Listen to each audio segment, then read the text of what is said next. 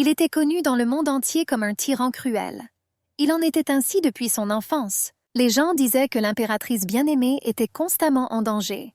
On l'appelait une fleur délicate sans épines qui cachait son vrai visage. L'homme pensait que sa femme le traitait très gentiment. Il s'endormait chaque soir avec elle dans ses bras. L'empereur avait peur que sa femme ne vive pas sans lui. Avant sa mort, il pensait constamment à son brillant avenir. Jusqu'au dernier jour, l'homme pensait que sa femme l'aimait. Mais après sa mort, il apprit qu'elle n'avait pas du tout besoin de lui. Désormais, la belle était responsable des affaires du pays. Elle monta sur le trône avec le sourire, son petit-fils dans les bras. Le bébé s'accrochait craintivement à la poitrine de sa mère. La blonde profitait des adeptes masculins qui étaient comme des nuages qui vivaient une vie de débauche insensée. Elle ordonna au bel homme de se déshabiller. D'innombrables personnes voulaient profiter ne serait-ce qu'une minute de détente avec l'impératrice. Et qui aurait pensé que le mari décédé renaîtrait comme son favori? La brune était magnifique. La maîtresse a attaché l'homme, caressé son corps. Et puis, lui dénouant les mains, elle le chevaucha. Elle l'a fait dormir dans son lit. Les concubines de l'épouse du défunt empereur ont été remplacées par des concubines qui lui faisaient plaisir. Elle a demandé à être obéissante. La belle ne savait pas que son mari était né de nouveau en tant que concubine. Et la brune ne la quittait pas des yeux. Et il se dit qu'elle lui devait, et qu'il lui ferait tout payer. Les événements se déroulent à la porte de Hanjan. La nature dormait déjà. Les branches étaient couvertes de givre. C'était la 3e année du règne de Tianshu. L'empereur Si Wuji tomba malade, et l'impératrice Shen Tangkao le soigna. La blonde a demandé à Sa Majesté de ne pas partir. Elle a insisté sur le fait qu'elle ne pouvait pas vivre sans lui. L'empereur essuya une larme qui coulait de manière incontrôlable sur la joue de sa bien-aimée. Il a assuré que tout allait bien. L'homme a affirmé qu'il y aurait toujours des jours comme celui-ci, et que Yuan Han était encore jeune et avait besoin d'aide à bien des égards. L'empereur assura que Song Taiwei était ambitieux, qu'il savait avancer et reculer, et il lui a conseillé de l'utiliser, mais de ne pas lui faire confiance. Il fallait trouver un moyen de le apaiser et de le contrôler. Le mari a dit que si elle ne pouvait pas le réprimer, elle serait bientôt tuée. Il considérait les capacités de Lin Xian comme moyennes. Mais il y avait en lui de la loyauté, et il était possible de lui confier des affaires pas particulièrement importantes. L'empereur a insisté sur le fait que Ruxian avait toujours l'air de s'en moquer, mais il pensait qu'il ne ferait jamais rien qui puisse nuire à sa réputation. Et il a affirmé que lorsque Yuan Han serait grand, il pourrait travailler avec lui. L'homme a assuré que la garde du dragon et la division de Qinwu lui seraient également données. Et on pourrait les appeler les chiens fidèles impériaux. Et si quelque chose la dérange, elle aurait dû le leur dire. L'impératrice Shen Tangkao secoua désespérément la tête. Elle a attrapé la main de son mari en pleurant. Son visage était enflé à force de pleurer. Son mari la consolait. Allongé sur son lit de mort, il a dit cela avant de pouvoir mettre sa bien-aimée à l'abri de toute adversité. Mais à l'avenir, elle devra devenir plus indépendante. Il a dit à Shen Taokao qu'elle devrait vivre une bonne vie, et cela ne devrait pas lui suivre. La blonde répondit en sanglotant à Sa Majesté qu'elle se soumettrait à sa volonté et prendrait soin de leur pays. L'empereur a dit qu'il suffisait de protéger un peu leur pays. Il a insisté sur le fait que sa plus grande crainte était qu'elle et Yuan Han soient victimes d'intimidation. En lui prenant la main, le mourant affirma que dans cette vie il ne pourrait plus être avec elle. Mais il a promis de retrouver sa bien-aimée dans le prochain. Shen Taokao lui a assuré qu'elle l'attendrait. Et elle a demandé à Sa Majesté de la retrouver définitivement. Bientôt, la main de Sa Majesté devint molle et lâchant sa femme tomba sans vie sur le lit. La femme s'est mise à pleurer. Les domestiques se précipitèrent vers elle. Les filles ont essayé de consoler Sa Majesté. Mais la blonde sourit soudain. Elle se dit doucement que le jeu était enfin terminé. Et ainsi, la 3e année de Tianshu, l'empereur mourut. Et Shen Tangchao fut proclamée impératrice douairière. La blonde monta majestueusement sur le trône le long du tapis rouge, alors que tout le monde dans la salle était à genoux. Une fille avec un enfant dans les bras était assise avec confiance sur le trône. Les sujets ont crié les mots de bienvenue traditionnels. Cette même année, l'impératrice douairière contraint le petit empereur Si Yuan Han à monter sur le trône. L'année suivante, elle change son nom royal pour Tianji. Une blonde aux yeux brillants était assise avec un enfant, et l'enfant se blottit timidement contre sa poitrine. Les événements ont lieu 3 ans plus tard. Le hall latéral du palais donnait sur un étang. Une jeune brune se prélassait dans l'eau chaude du bain. C'était le serviteur préféré de Jian Shijian. Un craquement inattendu le réveilla. Il ouvrit les yeux. Le domestique rapporta que l'impératrice douairière l'avait appelé. Le gars a affirmé qu'avant de rendre visite à son Altesse, Il aurait dû se laver correctement. Elle avait elle-même préparé une grande serviette. Le courtisan du palais, Chang Shin Yun-yu, se pencha et demanda si son aide était nécessaire. Le brun attrapa brutalement sa main au-dessus du poignet. Et il lui demanda comment il avait osé le toucher. Le courtisan demanda pourquoi il se levait si vite. Et il l'a assuré d'être doux lorsqu'il servirait l'impératrice douairière. Le brun plissa les yeux avec colère. Et le courtisan ne comprenait pas pourquoi il avait l'air si assoiffé de sang. Le gars a affirmé que l'impératrice douairière l'avait appelé pour la servir pendant les 5 prochains jours. Et il m'a demandé de lui dire un bon mot lorsqu'il serait devenu l'un des meilleurs du harem de Sa Majesté. L'homme a demandé en quelle année nous étions. Et qui était-il? Et qui était l'impératrice douairière? Il semblait complètement confus. Le courtisan affirma que c'était maintenant la 2e année du règne de Qi Cao-tian. Et l'impératrice douairière règne. Après tout, cela fait maintenant 3 ans qu'elle dirige le gouvernement. Il a rapporté que la brune elle-même était Jiaye Shijian. Et il était comme lui. Et ils étaient tous serviteurs dans le harem de l'impératrice douairière. L'homme a dit qu'il pouvait y aller, assurant qu'il ferait tout lui-même. Le courtisan est parti. Et il lui rappela qu'il aurait dû se laver soigneusement. Et il murmura que, surtout à cet endroit, cela valait la peine de rincer à l'eau tiède. Le gars est sorti indigné. Comment cette brune ose-t-elle se comporter avec autant d'arrogance? Qu'il s'imagine presque en maître. Et dans la cour il se vendit pour le plaisir de l'impératrice douairière. La lune décroissante s'est levée dans le ciel nocturne. Les pieds nus et encore mouillés marchaient avec confiance le long du chemin. La jeune brune s'approcha du grand miroir. Il examina attentivement son reflet, réalisant ce qu'il était devenu. Il a même touché la surface, vérifiant de ses propres yeux l'authenticité de ce qu'il a vu. Rapprochant son visage du miroir, il se regarda dans les yeux avec un regard fou. Et il dit avec une pause et doucement, « Shen Tao Cao, tu es vraiment trop bon. » Le serviteur s'adressa à l'impératrice douairière. Il a dit que le commandant en chef était mécontent du fait qu'elle n'ait récemment envoyé chercher que la concubine Jiang. Il a envoyé ses associés chercher des explications, mais ils ont été renvoyés. Et il a rapporté que de nombreux mouvements opposés ont commencé à apparaître. La veuve a répondu que si personne ne s'occupait de M. Song, alors un jour il deviendrait sa grosse erreur. La servante a demandé à l'impératrice si elle souhaitait voir l'épouse Yixian aujourd'hui. Elle hocha la tête affirmativement en réponse. L'employé s'est tourné vers la femme, et il a dit qu'elle entretenait une relation privilégiée avec sa concubine. Notre héroïne a répondu qu'ils étaient tellement semblables. L'impératrice a demandé s'il connaissait Chinziki. Elle a assuré que lorsqu'elle a vu Yixian pour la première fois, elle a été très surprise, et il lui a semblé que ces quelques années n'étaient qu'un rêve qu'elle avait volé. L'empereur était un homme imprévisible, et la femme croyait qu'il pouvait simplement organiser sa propre mort afin de tromper les ministres ou de la tester. Le serviteur répondit que le dernier empereur était mort, et il a souligné que les morts ne pouvaient pas revenir à la vie. La veuve, pensive, a assuré qu'elle avait vu comment il était scellé et le cercueil descendu. Il ne reviendra jamais. Elle regrettait que leur seule similitude soit leur beau visage. Jiang était très timide et modeste, ce qui le rendait très différent de Shi Wuzi. Au fait, il était très ennuyeux à taquiner. Le serviteur rapporta que l'épouse Yixian était arrivée. L'impératrice pensa à la vue du jeune homme que quelque chose avait changé en lui et l'appela par son nom. La concubine répondit par l'affirmative. La femme a ordonné de s'approcher et le jeune homme s'est approché. Shen Tangkao l'a coiffé de la tête aux pieds. Elle se tourna vers lui et lui demanda s'il savait faire plaisir aux gens. Yixian a répondu qu'il le pouvait. Et il commença à l'embrasser et à caresser son corps. Il a demandé s'il faisait tout correctement. Dès que l'homme s'est approché de Shen Tangkao, elle s'est soudainement figée. Son visage pâle rougit vivement. La jeune fille avait l'impression que les ombres du passé la hantaient. L'impératrice commença lentement et résolument à éloigner la concubine d'elle. La confusion brillait dans ses yeux, cachée derrière ses cheveux. Puis elle se releva brusquement et lui demanda comment il osait se comporter ainsi. D'un cri soudain, le chat blanc sursauta et commença à protéger son propriétaire. Avec un sifflement de colère, la bête s'envola dans les airs et attaqua l'homme. L'instant d'après, ses dents acérées s'enfoncèrent dans sa main et il ressentit une vive douleur. Avec un léger cri, Jiang joignit les mains et commença à s'excuser. À genoux, il réalisa qu'il avait dépassé les limites de ce qui était permis. Le sang coulait toujours lentement et visqueusement de sa main. L'impératrice regarda le gars avec dédain et lui ordonna de quitter les chambres. Puis elle s'assit et commença à caresser l'animal blanc, se relaxant. Shen Tangkao s'est inquiétée de la situation.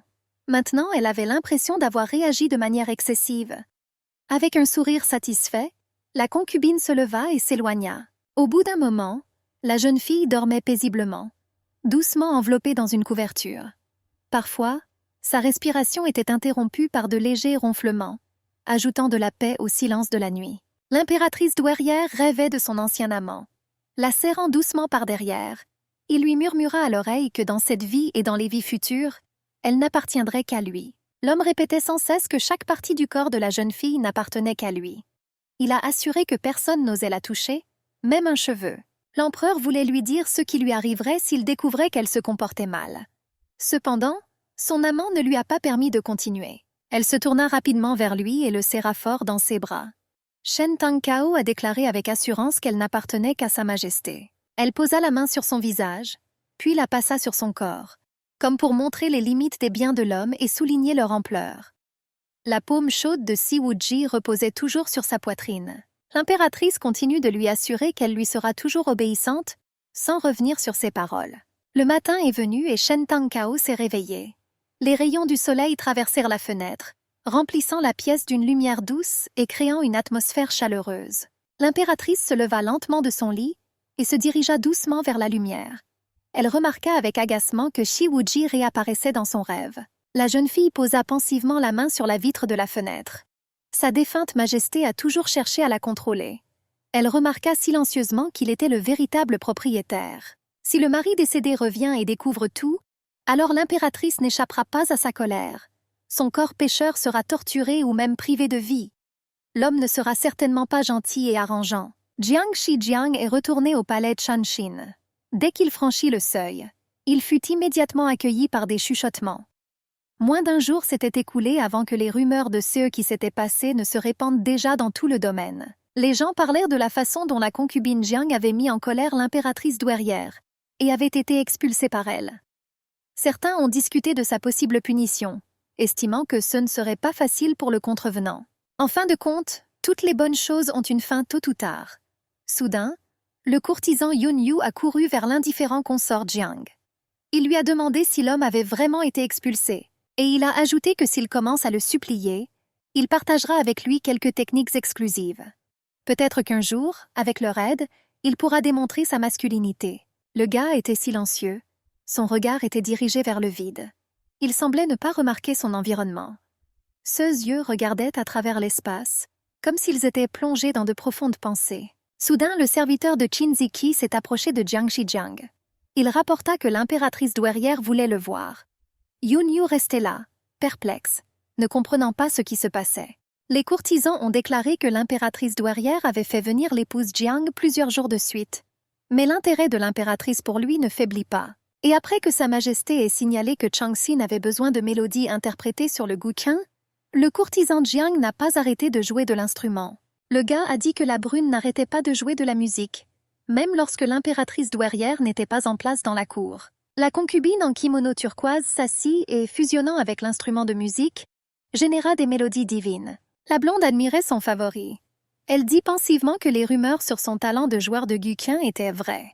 L'impératrice ne pouvait pas comprendre pourquoi aujourd'hui la chanson était pleine d'erreurs, et la mélodie calme devenait soudain énergique et joyeuse. La maîtresse a affirmé que le gars était si différent de lui-même, qu'il commençait à lui sembler que ces rumeurs élogieuses ne le concernaient pas du tout.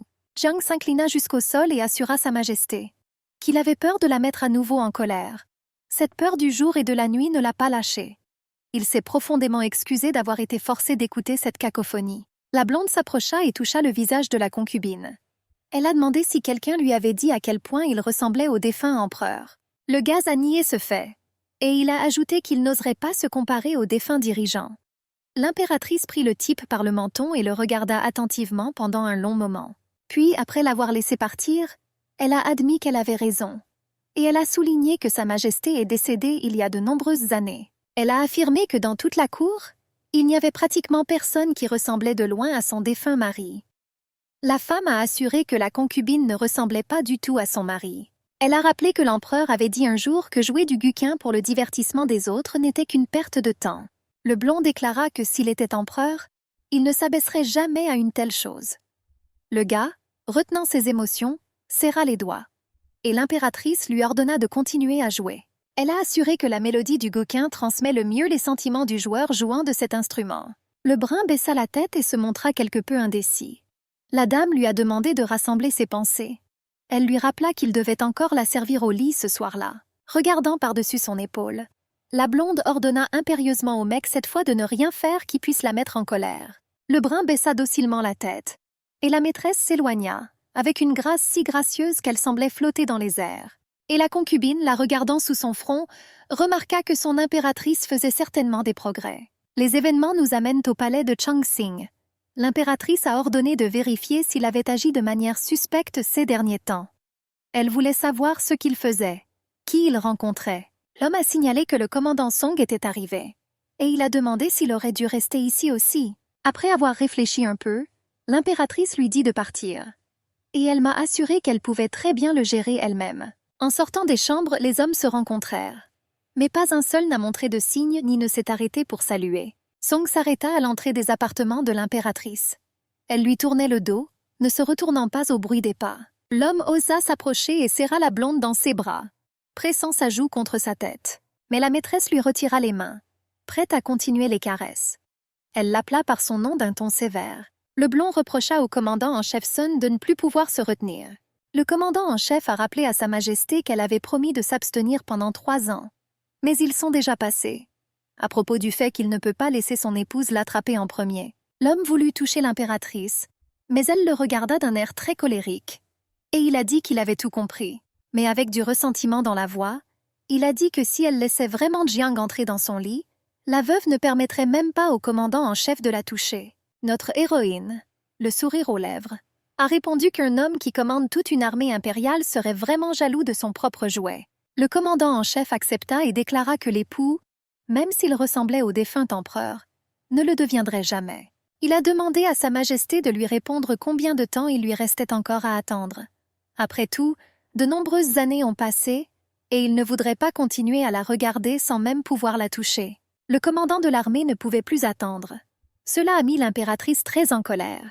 Elle dit d'une voix insatisfaite que son obsession lui faisait du mal, pas du bien, et que si un homme veut devenir son amant, il doit d'abord s'assurer qu'il ne dépasse pas les limites de ce qui est permis. Le commandant en chef est devenu triste et a déclaré que ce n'était pas ce que Sa Majesté avait dit lorsqu'elle avait demandé à la servir. La réponse était que c'était douloureux. Après tout, le passé n'était rien comparé au présent. À l'époque, le directeur, le commandant Xiang et d'autres ministres l'avaient perçu différemment, pas du tout comme ils le font aujourd'hui. Le commandant de l'armée a déclaré qu'il avait sous-estimé l'impératrice. Et je pensais qu'à l'époque c'était un chaton sans défense.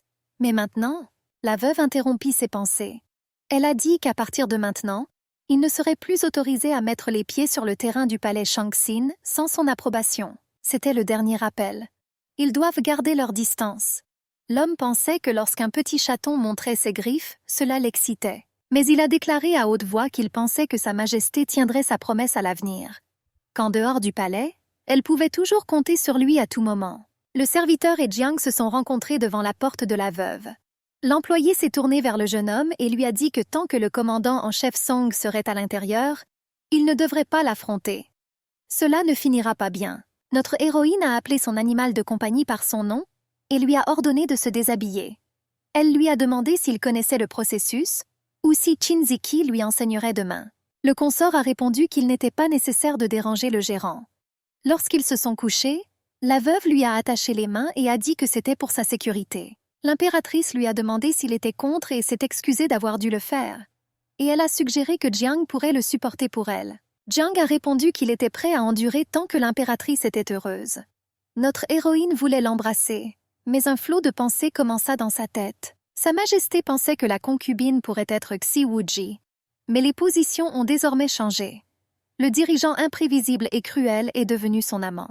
La veuve a dit au conjoint qu'elle n'avait rien à craindre, et elle espère vraiment que l'homme la regardera toujours avec un regard aussi affectueux. Jiang a dit sans hésitation que si le dirigeant le voulait, qu'il en soit ainsi. Mais notre héroïne est devenue triste et s'est détournée de son animal de compagnie et a dit qu'elle avait besoin de dormir. Jiang en fut très bouleversé et demanda à l'impératrice si elle voulait s'amuser avec lui. D'un air très pensif, le jeune homme regarda la jeune fille allongée à côté de lui et trouva qu'elle était très fragile. Ce seul coup suffit à le briser. Il regarda ses mains liées et murmura que ce ruban de soie ne pourrait pas l'arrêter. Que son impératrice est toujours aussi naïve. Mais il est encore temps. Sa Majesté a fait semblant de s'endormir, mais a tout entendu. Il n'y avait qu'une seule pensée dans ma tête. Alors ils s'endormirent et le matin elle fut réveillée par un coup frappé à la porte. Le domestique est venu avec un rapport. L'impératrice se leva tranquillement et partit. Le subordonné lui rapporta que l'époux se comportait très secrètement, quitte rarement ses appartements et ne contacte personne. Rien de suspect n'a été remarqué chez lui. Notre héroïne a été très surprise et a dit que peut-être il se cachait très bien. Le domestique l'interrompit et lui dit que le conseiller Zhu était arrivé. L'impératrice entendit des pas derrière elle et se retourna. Un très beau jeune homme se tenait devant elle. L'homme s'est approché de Sa Majesté et lui a dit que les résultats de l'examen de la fonction publique de cette année étaient prêts, et lui a demandé de les examiner. Le jeune empereur était indigné. Il a insisté sur le fait que sa mère n'avait jamais permis à des épouses d'entrer dans ses appartements auparavant. Et j'ai été surpris qu'elle ait envoyé quelqu'un hier. Le garçon marchait vite et avec confiance, et les serviteurs courèrent derrière lui. Le petit seigneur a insisté sur le fait qu'il allait voir par lui-même ce qu'il y avait de si spécial chez cet homme. Après avoir rattrapé l'épouse, le jeune empereur a précisé si celui qui se tenait devant lui était Jiang. Il lui demande si sa mère l'a fait venir hier soir. En baissant la tête, la brune confirma les propos de Sa Majesté. Et en regardant son fils, il fut surpris de voir à quel point il avait grandi en 3 ans. Et il remarqua que le garçon lui ressemblait de plus en plus. Et le petit seigneur, regardant les serviteurs, demanda qui avait dit que cette épouse ressemblait à son père. La blonde, regardant de loin, pensait que si Shiwuji était encore en vie, tôt ou tard elle l'aurait vu. La brune salua Sa Majesté. L'impératrice a demandé où il s'était arrêté la dernière fois. L'homme a insisté sur le fait qu'ils avaient discuté du pouvoir militaire et le besoin de motivation pour que les jeunes officiers s'engagent. Mais en même temps, affaiblissait la force militaire du commandant Song. L'impératrice annonça qu'elle lui confiait ses soins. La brune lui a demandé si elle avait oublié son mari, mais elle a répondu qu'elle et lui formaient toujours un couple. La blonde était surprise de voir à quel point elle pouvait tout oublier, comme si de rien n'était. La femme a amèrement assuré que l'époux ressemblait beaucoup à son défunt mari. Le bébé serra sa concubine dans ses bras, et il se demandait tristement si les câlins de son père auraient ressenti la même chose que ceux-là. S'éloignant, le jeune dirigeant se plaignit qu'il lui était inconfortable de faire un câlin, qu'il n'était pas aussi doux qu'oncle Zhu, et pas aussi attrayant que Commander-in-Chief Song, et le visage n'est pas aussi jeune que Yun Yu. Le conjoint pouvait à peine contenir sa colère parce qu'il était comparé à ses ex-subordonnés, et que son fils lui donnait une mauvaise note sur tous les points. Et le bébé pensait que les préférences de sa mère n'étaient pas si importantes, tant qu'elle était heureuse. Le jeune empereur tira fort sur les vêtements du brun, l'appelant à l'accompagner. Jiang pensait avec colère qu'il était né pour l'énerver. L'impératrice discutait à cette époque de questions d'importance nationale, quand son fils a traîné l'épouse vers elle par les vêtements. Il y avait de la joie dans les yeux de l'enfant. Les regards des 2 hommes se croisèrent. Les regards masculins bleu clair et vert se transpercèrent froidement. Le fils a également demandé à la blonde si elle aimait cette concubine. Et il a assuré que si tel était le cas, alors lui, en tant qu'empereur, pourrait donner à l'homme un poste à la cour. Le garçon devint pensif. Et puis, avec le regard le plus sérieux, il a proposé au consort Jiang le poste d'officier de réserve. Le brun, encore plus en colère, pensa qu'aucune pensée sensée ne sortirait de la bouche de son fils, qu'il n'a pas changé du tout, et il essayait toujours de tout faire pour nuire. Et il joignit les mains à son kimono. L'impératrice a demandé à son fils ce qu'il avait dit, et puis elle a demandé au consort Jiang ce qu'il en pensait lui-même. L'époux, baissant la tête, dit qu'il n'oserait jamais refuser quoi que ce soit que lui offrirait l'impératrice. Elle le regarda attentivement, ne comprenant pas à quel point Yuanan pouvait penser à offrir ce titre à Jiang. Il y avait un sourire satisfait sur le visage du petit dirigeant. Il a dit que les ordres de Sa Majesté s'apparentaient aux souhaits du ciel. Puis, se tournant vers sa mère, il dit que tout ce qu'elle donnerait à cet homme, ce serait un don de Dieu pour lui. La mère était d'accord avec son fils, mais a déclaré qu'il n'était pas nécessaire de se précipiter pour le moment. Elle a dit que Jiang n'avait encore rien fait pour le récompenser. Il doit prouver sa valeur. Perdue dans ses pensées, l'impératrice douairière commença à réfléchir à la manière exacte dont l'époux pourrait obtenir une promotion, puisque ses tâches consistaient notamment à plaire à la jeune femme et à passer la nuit avec elle. Le serviteur inflexible pensait la même chose. Si c'est ce que veut son impératrice, alors il ne la décevra pas. Sans relever la tête, il déclara qu'il mettrait tout en œuvre pour plaire à Sa Majesté. Et je voulais être reconnu par eux. L'impératrice dit pensivement qu'elle attendrait avec impatience tout ce que le serviteur avait promis d'accomplir. En entendant la réponse de sa mère, le petit prince frappa joyeusement dans ses mains. Yuanan a crié avec joie que c'était merveilleux. Il a dit qu'il récompenserait personnellement le conjoint le moment venu. La concubine resta silencieuse, baissant la tête et pensant à quelque chose, sans répondre aux paroles de Yuanan. À ce moment, le conseiller Zhu s'est approché de lui et s'est tenu à côté de lui. Le petit seigneur, le voyant, demanda à sa mère pourquoi elle et oncle Zhu n'étaient pas ensemble. Après tout, il l'aime bien et il a entendu dire qu'ils étaient fiancés. La mère caressa doucement la tête de son fils et lui demanda qui lui avait dit cela. L'enfant a répondu que c'était tante Fang qui lui en avait parlé. La jeune femme, fermant les yeux, dit doucement que c'était il y a très longtemps et que la promesse n'avait été faite qu'en paroles. À cette époque, ils étaient encore des enfants. Ils appartenaient à la même classe noble. Ils avaient beaucoup de points communs. Les enfants s'aimaient vraiment. Mais des changements se sont produits dans la vie de la jeune fille, à cause desquels elle a dû partir. Puis Yuanan a demandé à sa mère s'il parlait de son père et s'il l'avait forcé. La femme a répondu que ce n'était pas le cas. Le garçon cria joyeusement qu'il savait que son père était sincère et juste. En regardant dans les yeux grands ouverts des enfants, la mère pensa qu'il serait préférable que son fils ne découvre pas toutes les choses sales que son père avait faites au cours de sa vie. L'impératrice continuait de caresser la tête de l'enfant. Elle pensait que ce serait mieux s'il croyait que son père était une bonne personne. La femme a demandé au prince s'il aimait le conseiller Zhu. Le garçon a dit que bien sûr, oncle Zhu l'aime et l'apprécie beaucoup. Alors le petit empereur demanda à sa mère s'il y avait ne serait-ce qu'une petite chance qu'ils puissent être à nouveau ensemble. La blonde a répondu que le conseiller Zhu est le chef de tous les ministres, qu'il avait une réputation irréprochable et que l'impératrice ne voulait pas ruiner sa carrière. Elle a ajouté qu'elle avait cessé de l'aimer depuis longtemps. Et maintenant, la femme ne voyait aucune raison de renouer sa relation avec lui. Après tout, quand ils ont dû se séparer, la femme s'est rendue compte que rien ne pouvait arriver entre eux. À cette époque lointaine, la jeune fille s'est retrouvée à jamais avec tout ce qui les liait. Tous les souvenirs de cela ont été enterrés dans le passé. Quelque part au fond de son cœur, seul le souvenir de ces événements restait. L'impératrice pensait qu'elle l'avait déjà complètement oublié. Soudain, le garçon a demandé si sa mère pouvait rester loin du commandant Song. L'enfant a admis qu'il se sentait mal à l'aise rien qu'en le regardant. Le petit empereur a dit qu'il n'aimait pas du tout Song. Posant la main sur la tête de son fils, l'impératrice douairière lui dit qu'elle s'en occuperait. Le garçon a répondu que si maman était seule, elle pourrait alors appeler consort Jiang pour la voir plus souvent. Il aime aussi Yunyu, même s'il est un peu étrange. Le fils a dit que sa mère ne s'ennuierait pas avec lui. L'impératrice pensait qu'il vivait réellement avec l'épouse Jiang, et elle ne l'a pas vu depuis longtemps. La jeune femme décida ce soir-là de le faire venir. En passant derrière le jardin de Chunyi, il entendit des exclamations joyeuses. Apparemment 2 personnes parlaient. Des voix masculines et féminines se sont fait entendre. Le gars s'est intéressé à ce qui se passait derrière le mur, et il a décidé de regarder de plus près qui se trouvait dans le jardin. Jian Zijian a été étonné d'y voir un homme vêtu d'une robe transparente. L'hypothèse est immédiatement apparue que l'étranger était un nouveau cerf-volant. Une fille se tenait à côté de lui et louait avec enthousiasme la nouvelle image de la concubine. Sa main se tendit pour toucher le corps gracieux du jeune homme. Cependant, il retira la main de l'assistant, ne voulant pas sentir le contact de la jeune fille sur lui. Et c'est vrai, car probablement seule l'impératrice pouvait le toucher. Ce plan prévoyait seulement que ce soir, il devait apparaître à l'impératrice dans cette tenue et la conquérir. Korsun espérait ainsi surprendre sa majesté.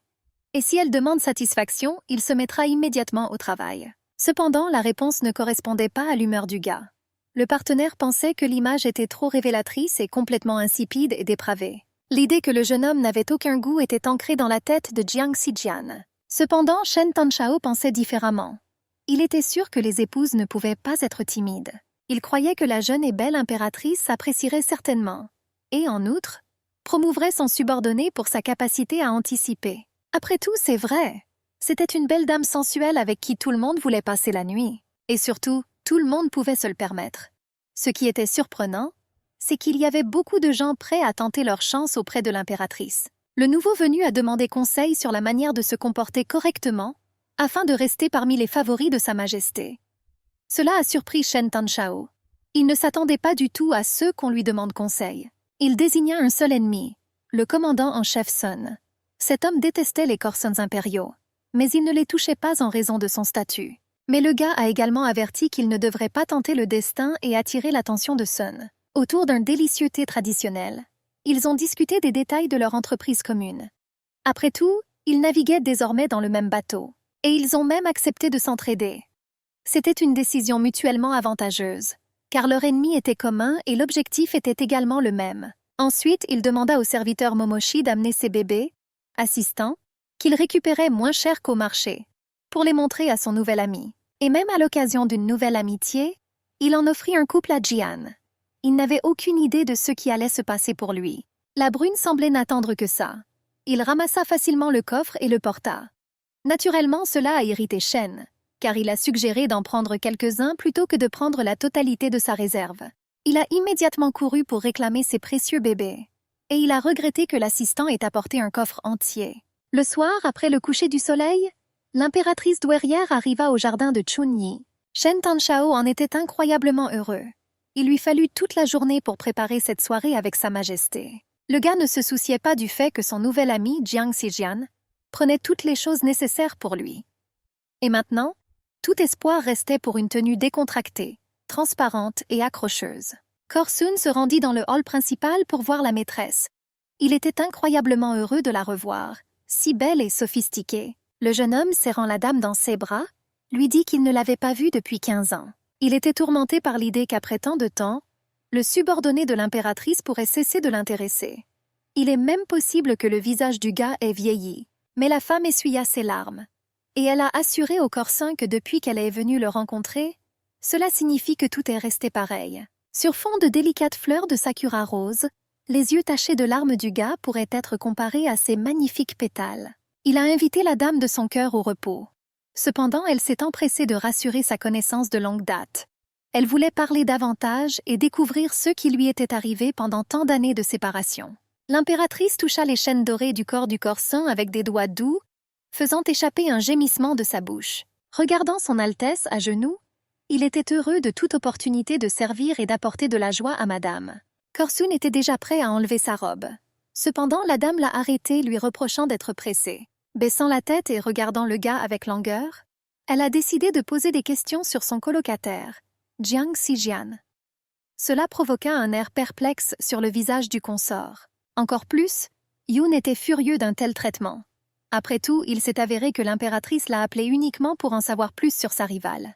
La colère du Corsin fit rire l'impératrice. Ses yeux étaient ornés de reflets et de rides qui se rassemblaient au niveau de ses tempes. Le jeune homme a pris cela comme un encouragement. Il a commencé à décrire en détail tous les aspects négatifs de son voisin. Il n'a notamment pas oublié de dire qu'il lui avait volé une collection d'objets de valeur. La dame était intéressée par ce fait. Mais le gars a esquivé la question de savoir ce qu'il y avait dans le coffre. Finalement, il s'est lassé de parler. Et appuyé contre la douce paume de Sa Majesté, il a seulement demandé à prêter plus d'attention à Yoon Yu. Il a insisté sur le fait qu'il n'aurait pas pu demander plus. Cela toucha la maîtresse. Elle a promis de rendre à Korsun ses trésors.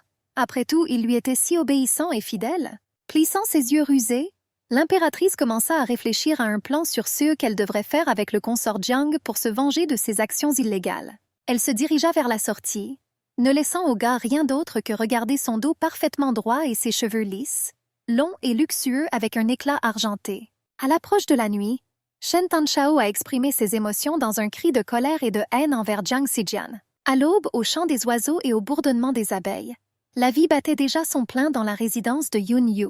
Le consort Jiang a été invité à se rendre dans ces quartiers avant une conversation importante. Il comprenait ce qui se passait. Et bien entendu, son voisin et ses trésors étaient impliqués dans cette affaire. À son arrivée, l'impératrice n'hésite pas, mais entre immédiatement dans le vif du sujet. Elle se demandait pourquoi la brune avait emmené les enfants du consort Yoon. Jiang Xijian a immédiatement répondu pour sa défense que cela aurait pu choquer sa maîtresse. La jeune fille fut surprise et s'assit sur les genoux du Corsin pour le regarder droit dans les yeux. Elle demanda ce qu'il y avait de si spécial dans ces choses, puisqu'elles étaient destinées à lui plaire. S'approchant de son oreille, ébouriffant ses cheveux à voix basse, l'impératrice lui demanda comment il allait servir sa maîtresse. Après tout, selon lui, de telles choses étaient inacceptables. Le jeune homme croisa son regard et lui proposa des massages ou le jeu d'instruments de musique comme service. Et à cette époque, Les serviteurs avaient déjà trouvé un coffre de velours rouge avec une serrure dorée dans lequel claquaient des trésors. L'impératrice ouvrit le couvercle et en sortit la première chose qu'elle rencontra. C'était une chaîne en or, exactement comme celle de Yun Yu. Et consort la remit à Jiang, lui ordonnant de l'enfiler. La peur et la perplexité brillèrent dans les yeux bleus du gars. Il s'est retiré et a refusé d'exécuter la volonté de Sa Majesté. Baissant la tête, il demanda pardon, car il refusa uniquement à cause de son origine. Sa famille était une classe de scientifiques dont la charte disait de respecter les limites de la dignité. Les pensées de la jeune fille étaient confuses. L'époux était en effet issu d'une famille de scientifiques encore aujourd'hui. Mais il était aussi son subordonné et pouvait être forcé. Finalement, la dame a fait un choix. Mettant en place la chaîne avec les trésors, elle répondit à Zen que chacun a le droit de vivre à sa manière et qu'il n'était pas du tout nécessaire d'imiter Yun Yu. Avant de pouvoir se réjouir, le jeune homme entendit ceux dont il avait peur. La maîtresse a dit que depuis qu'il avait volé le coffre de son voisin, il devait maintenant montrer tous les trésors à madame. L'impératrice a fait courir de manière ludique une boule blanche et pelucheuse sur le visage de son sujet. Et cela provoqua la surprise dans ses yeux. D'autres l'attendaient ensuite. La dame déboutonna sa robe et fit courir la pelote de laine le long de ses clavicules. Sa Majesté trouvait amusant de jouer avec le corps d'un jeune de 20 ans, ce qui le rendait confus. Mais ne voyant pas le bonheur dans les yeux du sujet, la veuve lui demanda ce qui n'allait pas chez lui. Et elle s'étonnait que son époux ne s'attende pas à la voir ainsi, non asservie par le chagrin. L'impératrice a demandé si c'était vraiment mauvais qu'elle mène une vie aussi dépravée, et il a été déçu. Étant au sommet, elle chatouilla le cou du consort avec une boule de poil. L'épouse Jiang a répondu avec étonnement que Sa Majesté était un modèle pour toutes les filles de leur pays. Après tout, la maîtresse a dirigé le pays pendant de nombreuses années et a élevé le futur empereur. La jeune fille pencha la tête sur le côté. Elle sourit et plaça l'épingle de la boule pelucheuse sur la gorge du jeune homme. En regardant dans ses yeux bleus, l'impératrice lui a demandé s'il blâmait ses parents pour le fait que c'était leur idée d'envoyer leur fils au palais à son service. Levant dignement la tête et croisant son regard, l'époux répondit qu'il était orphelin depuis de nombreuses années et que son oncle l'avait élevé. Étonnamment, la dirigeante était embarrassée. La peau parfaitement lisse de ses joues est devenue rose. C'était comme si elle l'avait vraiment oublié. La jeune fille n'avait qu'une chose en tête, que le dernier empereur a également perdu ses parents dans son enfance, ce qui a conduit de plus en plus à des renaissances. Si nous parlons de la vie du consort Jiang Zijian, il n'était pas du tout aimé de sa famille. Pour eux, il était comme un tas d'ordures. Mais dès que l'offre est venue du palais, l'oncle du garçon l'a immédiatement donné, quoi qu'il arrive. Il était animé par l'espoir de corriger son neveu. En conséquence, l'impératrice est arrivée à la conclusion qu'il était peu probable que ces tests fonctionnent sur le jeune homme. La vie lui avait déjà appris. Soudain, le vrai la sortit de ses pensées. Il lui a dit qu'il avait lui-même choisi cette voie. La jeune fille redressa les épaules, regarda l'esclave et se pencha plus près. Elle pointa à nouveau la baguette en bois vers lui rappelant qu'il n'était qu'un consort ici. Fixant ses yeux ambrés sur le gars, l'impératrice lui ordonna de faire tout ce qu'elle ordonnait, même s'il était dégoûté. En réponse, Jiang Zijian s'est seulement incliné et a marmonné que c'était un honneur pour lui d'être dans le palais de la dame. S'inclinant aux pieds de Sa Majesté, il expliqua qu'on lui avait appris quelque chose de complètement différent. Pour cette raison, il peut être difficile pour lui de faire immédiatement tout ce qu'on lui dit. Cependant, il a promis de s'améliorer. Cela a plu à l'impératrice. Elle était satisfaite de cette attitude envers sa personne. Toujours agenouillé, le jeune homme tendit à la dame son jouet, afin de réaliser le reste des caprices que souhaite madame. La dame a jeté la petite chose et a enlevé sa robe rouge, ce qui a surpris le gars. Elle s'allongea sur le lit moelleux et appela l'époux. Il faisait déjà nuit dehors. On n'entendait que le crépitement des grillons dans l'herbe. L'impératrice se tenait devant le corsun de Jiang, perplexe. Ce type, il y a quelques minutes, prétendait qu'il était un maître du massage, et maintenant il était assis et cachait timidement ses yeux. La maîtresse lui releva le menton avec ses doigts et sourit. Elle a prévenu l'homme, à son insu, que le coffre pouvait rester avec lui. Cependant, s'il disparaît, seul le subordonné aura des problèmes. L'arôme de l'encens flottait dans la pièce enivrant et d'une douceur maladive. Il dégageait une atmosphère particulière. L'épouse avait déjà commencé à masser, pétrissant le dos de la dame avec ses paumes douces. Il lui toucha les épaules, sur lesquelles reposait la responsabilité du pays et de tous ses habitants. Il comptait sur l'impératrice et la félicitait. On pourrait envier la minceur de la maîtresse. Les pensées de Jiang Zijian concernaient uniquement les proches de sa femme, peut-être Yun Yu ou l'ancien Jian. Finalement, Son Altesse se retourna, s'enveloppa dans un drap de soie et leur suggéra d'aller se coucher. Les pensées de la brune commencèrent immédiatement à tourner. Il pensait que le désir de la maîtresse était dû au fait que son sujet n'en faisait pas assez. Le René pensait à la rapidité avec laquelle sa dame de son cœur avait embauché des épouses après sa mort. Il était triste que sa femme l'ait oublié si facilement. Il lui semblait que la blonde ne regrettait même pas la mort de son mari. Sans parler du fait que la fille pourrait s'ennuyer. Une explosion de colère s'empara de lui. Sa précieuse impératrice a promis qu'elle ne s'arrêterait pas jusqu'à ce qu'elle le retrouve. Et l'ancien empereur a décidé de prendre des mesures pour aider sa bien-aimée à se retrouver. Le clair de lune filtrait à travers les stores, illuminant faiblement l'épouse endormie à côté de l'impératrice. Elle était allongée sur sa main. De son autre main, Yun Jiang serra doucement sa majesté dans ses bras. Mais soudain, quelque chose poussa la blonde à se réveiller et à s'asseoir sur le lit. Elle se demanda pourquoi elle avait encore fait ce rêve. La jeune femme regarda attentivement l'époux endormi. Elle décida qu'il était peu probable qu'il puisse au moins faire quelque chose avec elle. Car alors il ne pourra pas quitter son lit sain et sauf. Mais elle a quand même décidé que le jeune homme ne méritait pas d'être maltraité. Alors qu'elle était dans de telles pensées, la jeune fille se leva du lit. Elle enfila son peignoir et se dirigea vers la fenêtre. L'épouse regarda ses longs cheveux qui reflétaient le clair de lune. Il pensait qu'un jour, son impératrice salope le paierait intégralement. S'élevant au-dessus du lit, la brune décida qu'il devait d'abord découvrir combien de choses sales elle avait faites dans son dos. Jiang s'est réveillé le matin sous le regard intense. Le petit Yuanan le regarda avec de grands yeux. Ce regard rendit la brune confuse. L'enfant lui a demandé si sa mère avait apprécié la nuit passée avec le conjoint. Le garçon voulait savoir s'il pouvait déjà nommer le jeune homme comme officier de réserve. Mais le domestique répondit que sa majesté était trop pressée, puisqu'il lui fallait encore travailler dur pour le mériter. La réponse a mis Yuanan en colère, qui pensait que le consort n'avait aucune ambition. Le garçon a dit qu'il devait comprendre que le jeune homme n'avait pas beaucoup de temps. Si le conjoint ne parvient à rien maintenant, que fera-t-il lorsque sa beauté se fanera? Yuanan a déclaré qu'au fil des années, l'impératrice avait changé de nombreuses épouses. Seul Yun Yu restait toujours la priorité. Le petit prince dit que cela ne ferait pas de mal à l'époux de demander à Yun quel était son secret. Le brun se répéta plusieurs fois le nom de Yun Yu et pensa à quel point il serait heureux lorsqu'il découvrirait qui étaient les favoris de l'impératrice. Le gars n'aimait pas qu'il parle à nouveau de Yun Yu, et il a décidé qu'il était peu probable qu'il lui fasse une telle demande. Yuanan, voyant le visage silencieux de Jian, ne pouvait pas comprendre pourquoi il était si stupide. Le jeune dirigeant a décidé de lui donner plusieurs livres à lire sur la façon de gagner la faveur des autres. Jiang a demandé pourquoi Sa Majesté se souciait autant de lui.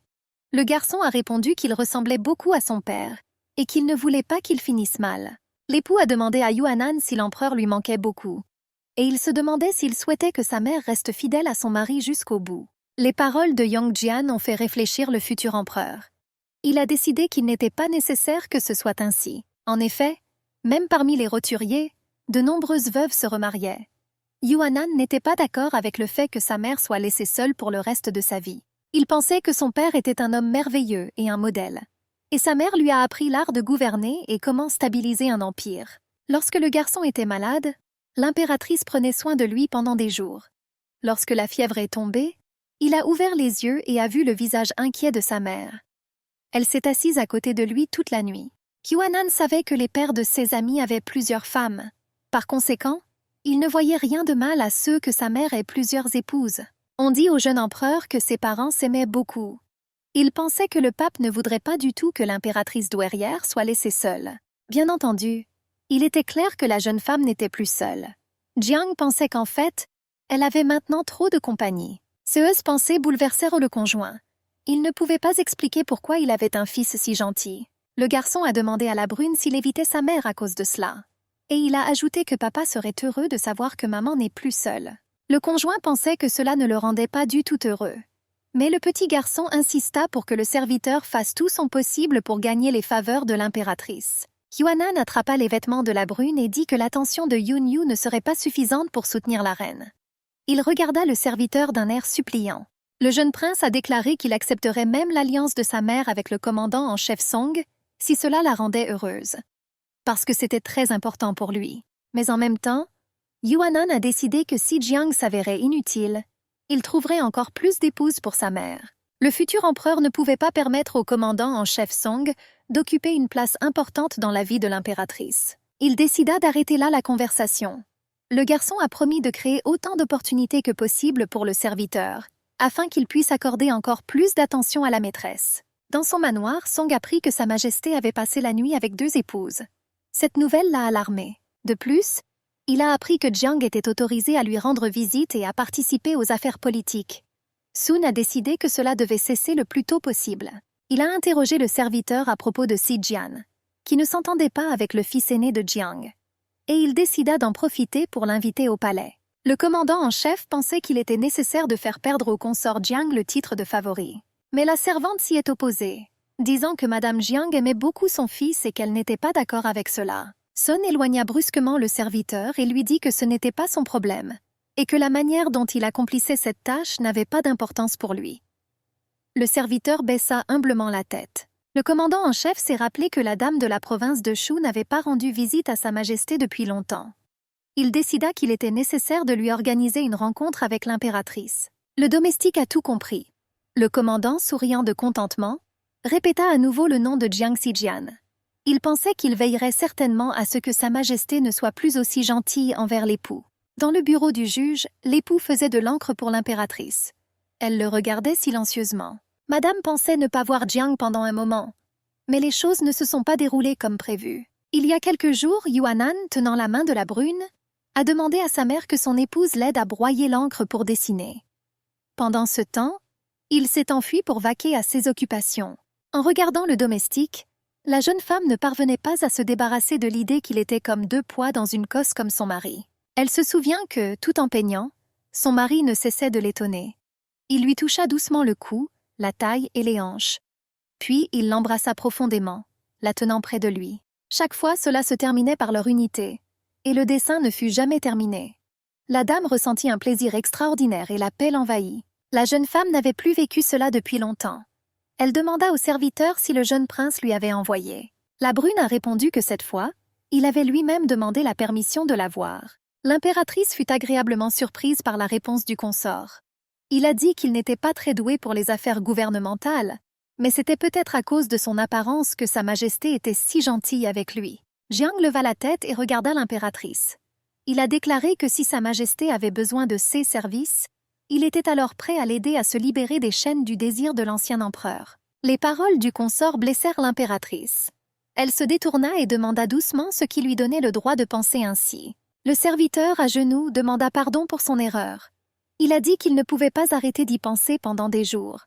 Mais peut-être qu'il ne devrait pas faire ça à l'avenir. L'impératrice a demandé à Jiang ce qui l'avait poussé exactement à changer d'attitude à son égard. Il répondit qu'au début il pensait qu'il devait se comporter avec froideur et réserve, loin des désirs charnels. Mais lors de leur communication, le serviteur s'est rendu compte que le cœur n'est pas soumis aux pensées, et que lui, tout comme son fils, veut faire plaisir à l'impératrice. La dame a prononcé le nom de son fils. Elle pensait qu'il était encore trop jeune, et elle était surprise qu'il soit déjà important pour lui, non seulement de savoir qui était son épouse, mais aussi qui mériterait son attention.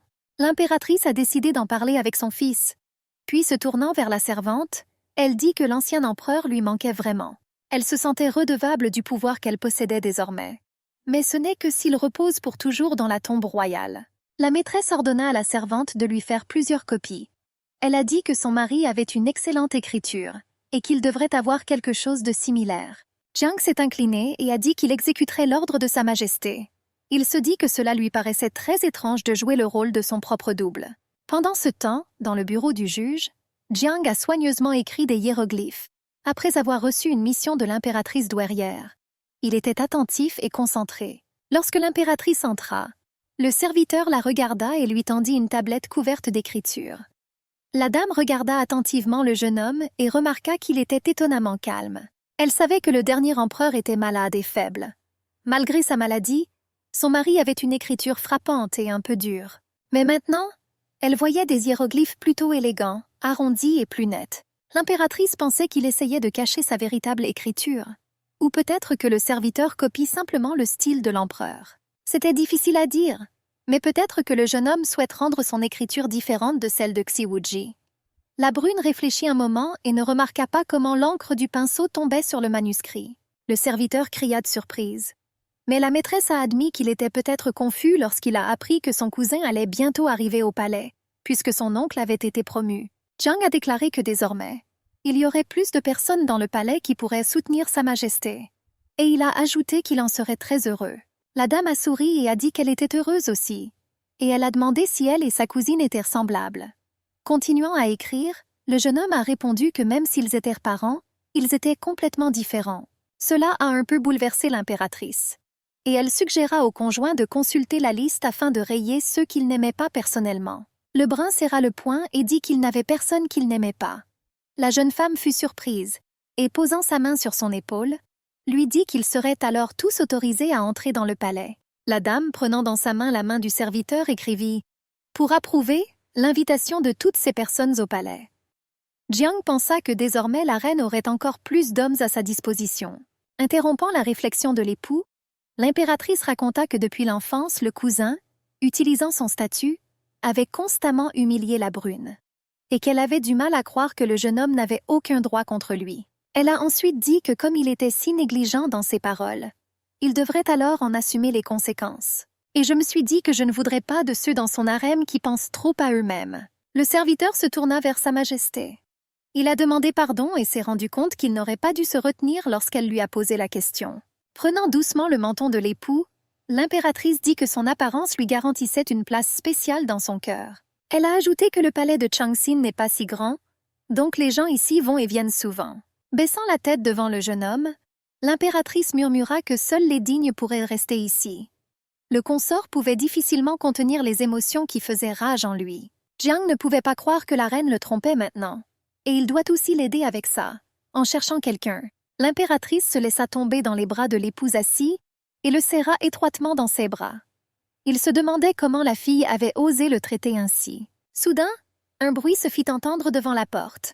La voix d'une servante se fit entendre, appelant quelqu'un madame et disant qu'elle ne pouvait pas entrer ici. Une dame insatisfaite, se présentant comme la mère de l'impératrice, entra dans la salle. Une voix se fit entendre derrière elle disant qu'il s'agissait de la dame du royaume Shu, Zhu Biyun. L'impératrice, voyant le visage mécontent de sa mère, ordonna à la servante de partir. Elle ne comprenait pas comment son parent était entré dans le palais. Après la mort de son mari, la jeune femme coupe tout lien avec lui et lui ordonne même de ne pas entrer dans les possessions du château. L'impératrice se demanda qui avait aidé l'invité non invité à entrer dans le palais. Zhu Biyun a remarqué l'épouse et a pensé que la blonde faisait quelque chose d'indécent avec lui. En regardant le visage du serviteur, elle fut étonnée de voir à quel point il ressemblait au défunt empereur. Zhu Yun a déclaré sévèrement qu'il ne devrait pas être ici. Les serviteurs conduisirent l'épouse hors de la salle, les laissant seuls. La mère a commencé à réprimander Shen Tanshao en lui disant qu'elle se comportait sans vergogne, laissant des concubines mâles dans le palais de Changxin. Elle était indignée que l'impératrice ait permis à l'époux d'être dans le bureau du juge. La blonde l'écoutait en souriant silencieusement. Jouant avec un pinceau pour les hiéroglyphes, elle demanda ceux qui n'allaient pas ici. La mère, incapable de contenir ses émotions, a crié que Shen Tanshao gardait dans la cour comme jouet un homme qui ressemblait exactement au défunt empereur. Elle a demandé avec colère si sa fille avait peur que son ex-mari revienne. Mais la blonde s'y est opposée, affirmant que la famille, malgré sa peur, l'avait envoyé vivre avec cette personne. Ça demandait Shen Tanshao, se demandant si les fantômes ordinaires pouvaient être plus effrayants que les personnes vivantes. Sa mère a répondu qu'ils étaient obligés de le faire, car sinon l'empereur détruirait leur famille. L'impératrice pensait que sa mère se comportait comme d'habitude, ne jugeant pas nécessaire de s'excuser. Et elle savait très bien qu'elle avait été donnée à l'empereur uniquement pour de l'argent. Sa Majesté s'est tournée vers sa mère et a demandé que l'ancien empereur l'invite au palais, parce qu'il l'avait personnellement choisi, ou que Zhu Yun elle-même l'avait approché. Ayant posé la question, elle y répondit. Cela dit, cela s'est produit uniquement parce que sa famille y voyait son propre bénéfice. La reine supposait que c'était la seule raison pour laquelle elle était ici. Zhu Yun s'est dit que la personne qui l'avait conduite ici avait raison. Sa fille tente de toutes ses forces de protéger le jeune époux. La mère a décidé d'arrêter cela. Elle a rappelé que sans leur participation, la reine n'aurait pas pu devenir ce qu'elle est aujourd'hui. La mère de l'impératrice croyait que Shen Tangshao ne pouvait vivre sans souci et jouir de son pouvoir que grâce à sa famille. Zhu Yun a impérieusement ordonné à sa fille de disperser tous les époux et de se débarrasser d'abord de Jian. Elle a dit que l'impératrice ne pouvait pas se comporter de manière aussi indécente. En réponse, Shen Tanshao, incapable de le supporter, a jeté l'encrier sur sa mère en colère. Surprise, Zhu Yun a déclaré que sa famille devait être maudite depuis que sa propre fille avait tenté de la tuer. Elle a ajouté qu'elle avait élevé un enfant ingrat et sans cœur. L'impératrice se retourna silencieusement et partit. Sa mère lui a crié que le karma allait la rattraper. Shen Tanshao se demandait ce qu'elle espérait. Puis elle a appelé les gardes et leur a dit que cette dame avait insulté la couronne et méritait une gifle. L'impératrice regarda silencieusement les serviteurs saisir les mains de Zhu Yun. Elle a commencé à se débattre et à crier pour qu'on la lâche. L'un des domestiques a frappé la femme sur la joue. Après quoi, elle a commencé à crier. Comment ose-t-il la traiter ainsi? Puis elle a crié à Shen Tanshao. Comment ose-t-elle la frapper? La femme a dit qu'elle dirait aux gens que sa fille battait sa mère. Mais l'impératrice répondit calmement que sa réputation était déjà loin d'être idéale. Et maintenant, elle ne se soucie plus de ce que disent les gens. La mère pensait que sa fille avait beaucoup changé. Elle est devenue complètement différente. Il ne restait aucune trace de son ancienne humilité. La jeune fille a déclaré que toute la fierté de la famille Shen repose désormais sur le fait qu'elle est l'impératrice douairière. Maintenant, Zhu Yun doit respecter son impératrice. Et elle a suggéré que si la mère parle de ce qui s'est passé, il deviendra clair que tout n'est pas si bien entre eux. Et alors tout le monde comprendra que la famille Shen a perdu son influence. L'impératrice a demandé à sa mère de bien réfléchir à ce qu'elle essayait d'accomplir. Après tout, elle comprenait bien de quoi il s'agissait. Zhu Yun pensait que même de son vivant, le défunt empereur détestait la famille Shen. Maintenant, elle commençait à deviner quelle en était la raison. Le comportement de sa fille rappelait celui de l'ancien empereur.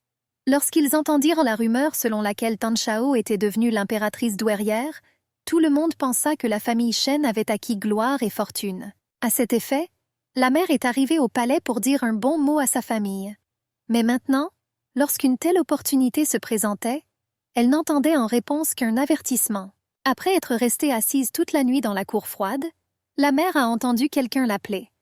En regardant en arrière, elle aperçut un serviteur qui lui remit un message de l'impératrice.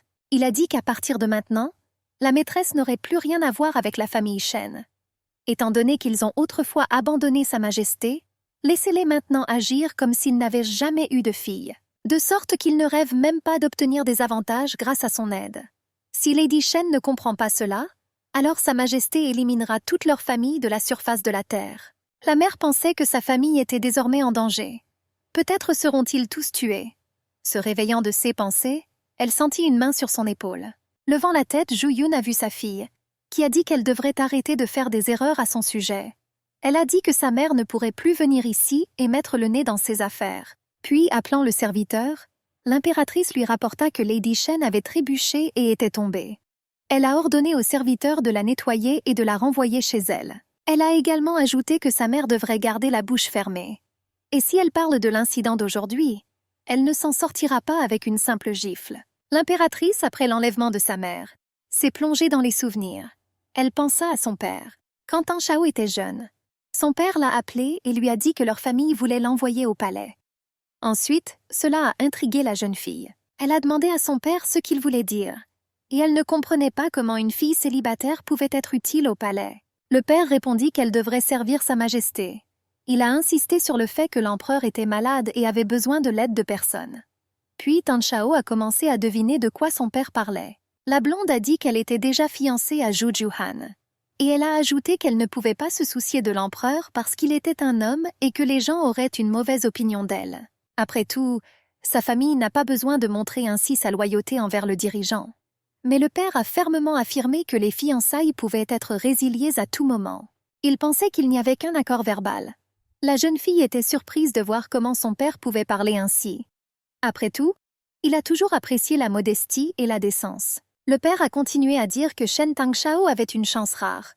Il a dit que l'empereur n'avait pas de concubine dans son harem, et il a assuré qu'elle serait la première. La fille a pensé que la famille Shen ne pouvait pas lui faire ça. Elle demanda pourquoi ce tyran avait fait une exception pour elle. Mais le père était inexorable. Il a répondu que ce problème avait déjà été résolu. Et il a assuré que la fille était intelligente et qu'au fond, elle comprenait que ce serait mieux pour tout le monde. Le père a rappelé à Tanshao quelles pourraient être les conséquences d'une désobéissance à l'ordre impérial. Leur dirigeant était un homme cruel et ne pardonnait pas les refus. Et notre héroïne a dû être d'accord. Au début, Elle crut que c'était l'empereur qui l'avait appelée au palais. Mais quand ils se sont rencontrés, il lui a seulement jeté un bref coup d'œil, louant ses parents. Il s'est avéré que la famille Shen a profité de leur fille pour gravir les échelons. Ils ont ignoré tous ses souhaits de fille et ont ruiné ses fiançailles avec son bien-aimé Zhu Jiu. Une fois au palais, Tan Shao n'avait ni titre ni influence. En plus d'elle, il y avait environ une douzaine d'autres servantes comme elle dans le palais Hanzhang. Toutes ces filles étaient envoyées de différentes familles pour courtiser l'empereur. Tan Shao était effrayée et impuissante sans le soutien de ses proches. Son objectif principal était alors de survivre. Et elle a réussi. Mais la famille Shen ne lui a toujours montré aucune attention. Seul l'argent les intéressait. Finalement, la jeune femme devient l'impératrice douairière. Puis sa famille s'est souvenue d'elle et a commencé à exiger de l'aide et des privilèges encore plus grands. L'impératrice ne comprenait pas pourquoi ses proches avaient une telle attitude à son égard. Lorsqu'elle vivait avec sa famille, elle suivait toujours les règles de la maison, ne contredisait jamais ses parents et les traitait avec respect. L'impératrice jeta le vase hors de la table. Un bruit de porcelaine brisée se fit entendre. Jiang s'est approchée d'elle. Tan Shao pensait qu'avant, lorsqu'elle voyait l'empereur, elle marchait sur le fil d'un couteau. Cela l'obligeait à calculer chaque mouvement. La jeune fille craignait constamment pour sa vie. Ces circonstances ont révélé la véritable attitude de sa famille à son égard. Le masque est tombé. En regardant attentivement l'époux, la dame lui a demandé s'il avait entendu tout ce que Madame Shen avait dit. Jiang a confirmé qu'il avait tout entendu. La dame a dit que même les gens du commun ne lavent pas leur linge sale dans la rue. Puis, se tournant vers le consort, elle lui demanda qui l'avait appelé pour écouter les affaires de la famille royale. Des éclats de porcelaine étaient éparpillés sur le sol. Il fallait les retirer rapidement. L'impératrice se tenait au-dessus du type qui le regardait de haut. Il ramassa soigneusement les particules pointues et les mit dans un tissu posé à proximité. Soudain, elle chevaucha le jeune homme, toucha doucement sa poitrine avec sa main. Il y eut quelque chose dans la seconde. Le gars a regardé Sa Majesté. Un morceau de vase brisé était pressé contre sa gorge. Le bord tranchant reposait directement sur la pomme d'Adam. La femme sourit et demanda si le conjoint voulait le tuer. La dame voulait savoir s'il donnerait sa vie pour elle. Le gars hocha la tête. Il a insisté sur le fait que sa vie appartenait déjà au dirigeant. Ses yeux ambrés étaient dirigés directement vers l'âme de la servante. Le jeune homme a assuré à l'impératrice que ses paroles étaient bien vraies. Mais l'homme ne voulait pas que la jeune fille se blesse à la main avec un éclat. En effet, une goutte de sang écarlate est apparue sur la peau délicate et blanche comme neige de l'index de sa main droite. Corson prit le morceau de porcelaine et le mit avec les autres. Puis il prit la main fine et gracieuse de la dame dans ses paumes. L'homme porta avec précaution l'index de la maîtresse à ses lèvres. La blonde elle-même surveillait attentivement les actions du consort. Les yeux de Xijian étaient comme ceux d'un chien fidèle. Le gars voulait servir fidèlement sa maîtresse et ne lui donner aucune raison de douter de l'accomplissement de son devoir. La femme a de nouveau vu la ressemblance du serviteur avec Si Wuji. Cependant, devant elle se trouvait maintenant Jiang, qui n'avait aucun lien avec l'ancien empereur. Auparavant, elle était traitée de la même manière. Un souvenir a refait surface dans ma tête. Son dialogue avec Shen Tanshao. La jeune fille est arrivée au palais à la demande de la famille. 6 personnes étaient extrêmement complaisantes et ont envoyé leur fille pour réussir pour leur famille. Cela fit rire le dirigeant. Ni les parents de la jeune fille ni elle-même n'ont caché leurs intentions. L'empereur a assuré à la servante qu'il la traiterait bien. La nouvelle fille devait être obéissante et rien de plus. Malheureusement, ce n'était que le début de nombreuses années de tourments. Toutes ces années, la jeune fille entendait le cri des beautés la nuit. Cela vous faisait penser au pire. À qui était réellement cet homme? Le souverain n'a jamais invité la blonde au lit, mais il n'a pas permis aux filles de quitter le palais. Il se demandait pourquoi ils étaient là. Les servantes pleuraient et se réconfortaient. Tout le monde n'avait presque aucun espoir pour le mieux. Chaque fille rêvait d'un avenir meilleur. Pour toute mauvaise conduite, le souverain abaissait le rang des servantes. Pour une petite erreur, il a assigné l'un d'eux à la blanchisserie. Le jeune Shen a entendu cette conversation. Elle-même avait vu de nombreuses beautés qui souffraient autour de Tan Shao. Dès que vous avez ignoré l'attention de l'empereur, les filles ont perdu sa faveur. Cela pourrait également détruire sa famille Shen. Par conséquent, la jeune demoiselle ne pouvait se permettre aucune erreur dans sa communication avec le dirigeant. La jeune fille avait besoin de son approbation. Afin de devenir une meilleure servante, Madame devait étudier les intérêts d'un homme et sa façon de penser. Elle devait prétendre être une fille élégante et douce. Shen Tanshao les aimait. Il reste très peu de temps pour devenir un serviteur non compétitif. La fille avait juste besoin d'attendre la mort de Tan Chao. Elle aurait alors la possibilité de quitter le palais. Mais il y avait une mise en garde. Il y a quelques années, une jeune fille ne savait pas qu'elle deviendrait impératrice. La dame est revenue au temps réel. Et elle a souri au gars. Naturellement, elle ne voudrait pas tuer le Korsun. Et il tenait toujours la main du dirigeant. Il voulait avoir l'occasion de se débarrasser du sentiment de pitié. La femme a raconté qu'elle avait déjà été à la place de l'homme. Et tout comme il est entré en possession de l'empereur non de son plein gré. Mademoiselle retira son poignet des mains de la servante. Si elle avait eu pitié de son époux, qui aurait eu pitié d'elle? La brune acquiesça. Il avait beaucoup entendu parler de l'ancien dirigeant. Et il savait aussi que la dame actuelle était sa préférée dans les 6 palais. Cela rendit l'impératrice heureuse.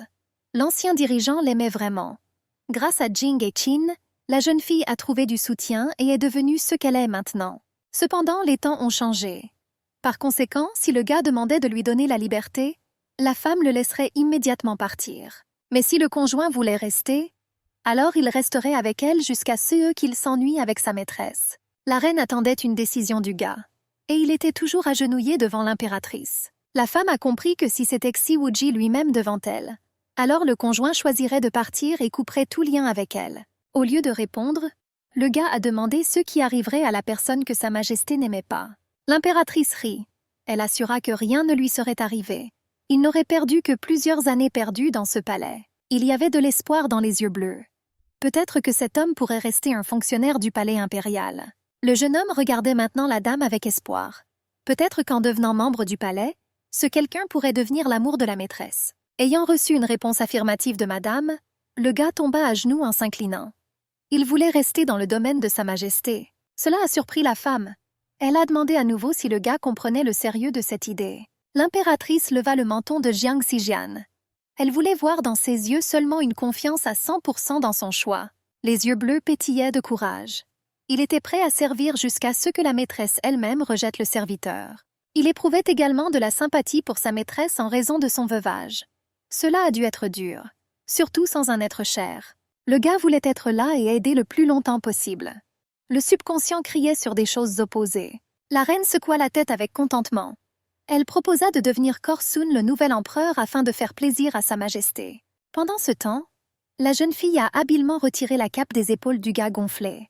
Elle embrassa le cou du serviteur tandis qu'il regardait le mur d'un air vide. Jiang a accepté cette condition. L'impératrice prit son visage entre ses mains. Comment pouvait-il seulement espérer une bonne attitude de la part de sa maîtresse? Il est peu probable que le gars se souvienne de sa faveur à l'avenir.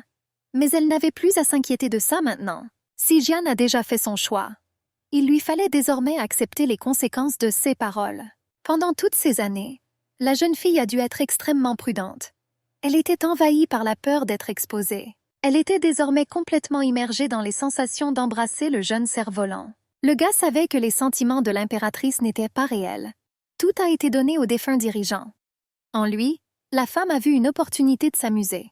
La robe rouge de la dame était saturée de la chaleur et de l'odeur de la pièce. Le baiser devint plus profond et sensuel. Tôt ou tard, en raison de la différence de statut, le couple devrait se séparer et oublier ce qui s'est passé entre eux.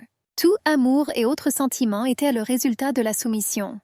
Si Korsun était réellement le défunt empereur, il avait vécu tout ce que la dame avait ressenti dans le passé. Après un moment de repos, le couple poursuivit le baiser allongé sur le sol. Des mains erraient sur les corps. Ceux cheveux, sombres et d'un blanc cendré, s'en mêlaient en un tout. La femme fera du gars son serviteur et veillera à ce qu'il ressente toutes les douleurs de la vie passée de Miss. Le lendemain matin, la dame n'était pas de bonne humeur. L'invité qui arrivait accepta d'attendre. Après s'être réveillée, la jeune fille se leva et se dirigea vers le miroir. Le dos tourné, elle demanda si ce soir était la première nuit de la servante. Le jeune homme hocha maladroitement la tête en réponse. Cela plut à l'impératrice. On comprenait désormais pourquoi il était si timide et peu sûr de lui. La reine a demandé d'améliorer ses compétences nécessaires au serviteur. Seulement, il devait trouver un moyen de la prendre par lui-même. Miss s'est nettoyée et a demandé à laisser entrer le directeur Qin. Il attendait probablement déjà à l'entrée. Alors qu'il partait, le type a demandé à la servante s'il était vrai que l'impératrice soutenait extrêmement le chef. La jeune fille sourit et acquiesça. C'était effectivement le cas, car l'homme n'était pas seulement un commandant, mais aussi le chef du bureau des missions secrètes. Si Jian sourit, cela expliquait pourquoi il était en haute estime auprès de Sa Majesté. Mais on ne savait pas combien de temps il pourrait rester ainsi. L'impératrice était assise en face du commandant en chef. Autour d'une tasse de thé fort, ils ont discuté des derniers événements dans le pays. Zupan était toujours une personne désagréable qui traînait autour d'eux. Tout ce qu'il voulait, c'était coucher avec sa maîtresse. La femme s'appuya contre le dossier de sa chaise. Elle était intéressée par l'opinion de son ami à ce sujet. Le commandant hocha la tête. Song remarqua l'intention du dirigeant d'affaiblir son autorité. Si cela continue, il libérera Xupan. Afin d'éviter les conflits, la reine devait rencontrer personnellement le bras droit du commandant en chef. Une lueur sournoise commença à apparaître dans les yeux ambrés de la femme. Il fallait qu'elle y réfléchisse, et vite. Alors qu'elle partait, Qin a posé des questions sur la visite de la dame de la province de Shu. Il a dit que les paroles de la dame n'étaient pas sérieuses, et il était sûr qu'elle voulait seulement gâcher la vie de la reine. L'homme a décidé de désamorcer la situation. Cela ne servait à rien de croire les paroles du jeune maître. Du coup, il donnera l'ordre de coudre des vêtements pour le chat de l'impératrice comme une maîtresse. La femme hocha la tête. Monsieur Weiran était trop jeune pour avoir le droit de voter dans sa famille. La reine a donné l'ordre de découvrir comment cette femme est entrée par effraction dans son château et pourquoi elle en avait besoin. Le commandant n'a pas osé désobéir et était prêt à aller exécuter l'ordre. Il devait également vérifier l'écriture manuscrite de l'époux Jiang et du défunt empereur. La dirigeante en avait besoin pour voir les similitudes entre les deux hommes et comprendre l'exactitude de 16 suppositions. Cela ne pouvait s'empêcher de surprendre Qin. La dame soupçonnait-elle encore le nouveau venu qu'il était le dirigeant ressuscité de l'État? La femme parlait sérieusement. Peut-être qu'extérieurement il était le même, mais à l'intérieur du jeune homme, quelque chose avait changé. Le leader était prêt à servir. Et l'impératrice elle-même sourit, pensant à quel point il était facile de dénoncer l'époux. Le manoir Shen se distinguait par ses murs rouges sur fond de ciel bleu et d'arbres verts dans le jardin qui entourait le château. Mère était malade. Les femmes de chambre ne pouvaient pas autoriser les courants d'air dans ses appartements. La femme frappa à la porte en sanglotant. Elle a demandé à son fils Wei de laisser entrer sa mère et de ne pas la traiter avec autant de cruauté. Désormais, sa sœur était l'impératrice douairière. Ce n'est qu'alors que la fille de la famille Shen a suivi. Le moment était venu pour lui de revoir l'homme qui avait séduit sa sœur. Les servantes se tenaient derrière et regardaient ce qui se passait. Le consort Jiang a reçu un sédatif. Il fallait l'appliquer sur toutes les blessures et elle devrait instantanément commencer à guérir. Le gars s'inclina. Il était reconnaissant envers la dame pour ce geste généreux.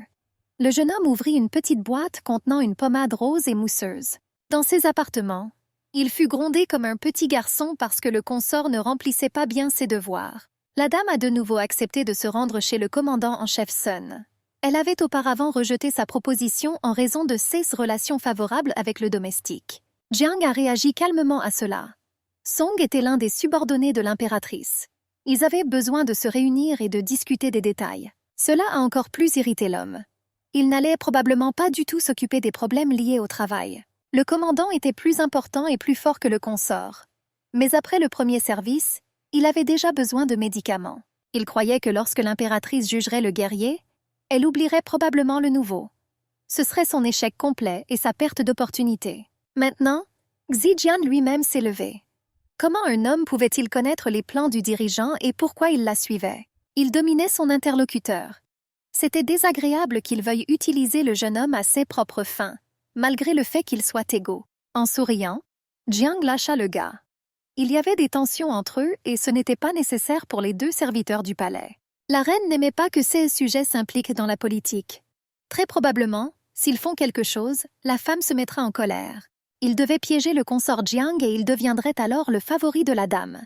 C'était l'occasion de supprimer les deux problèmes d'un coup. Le garçon courut vers le domestique.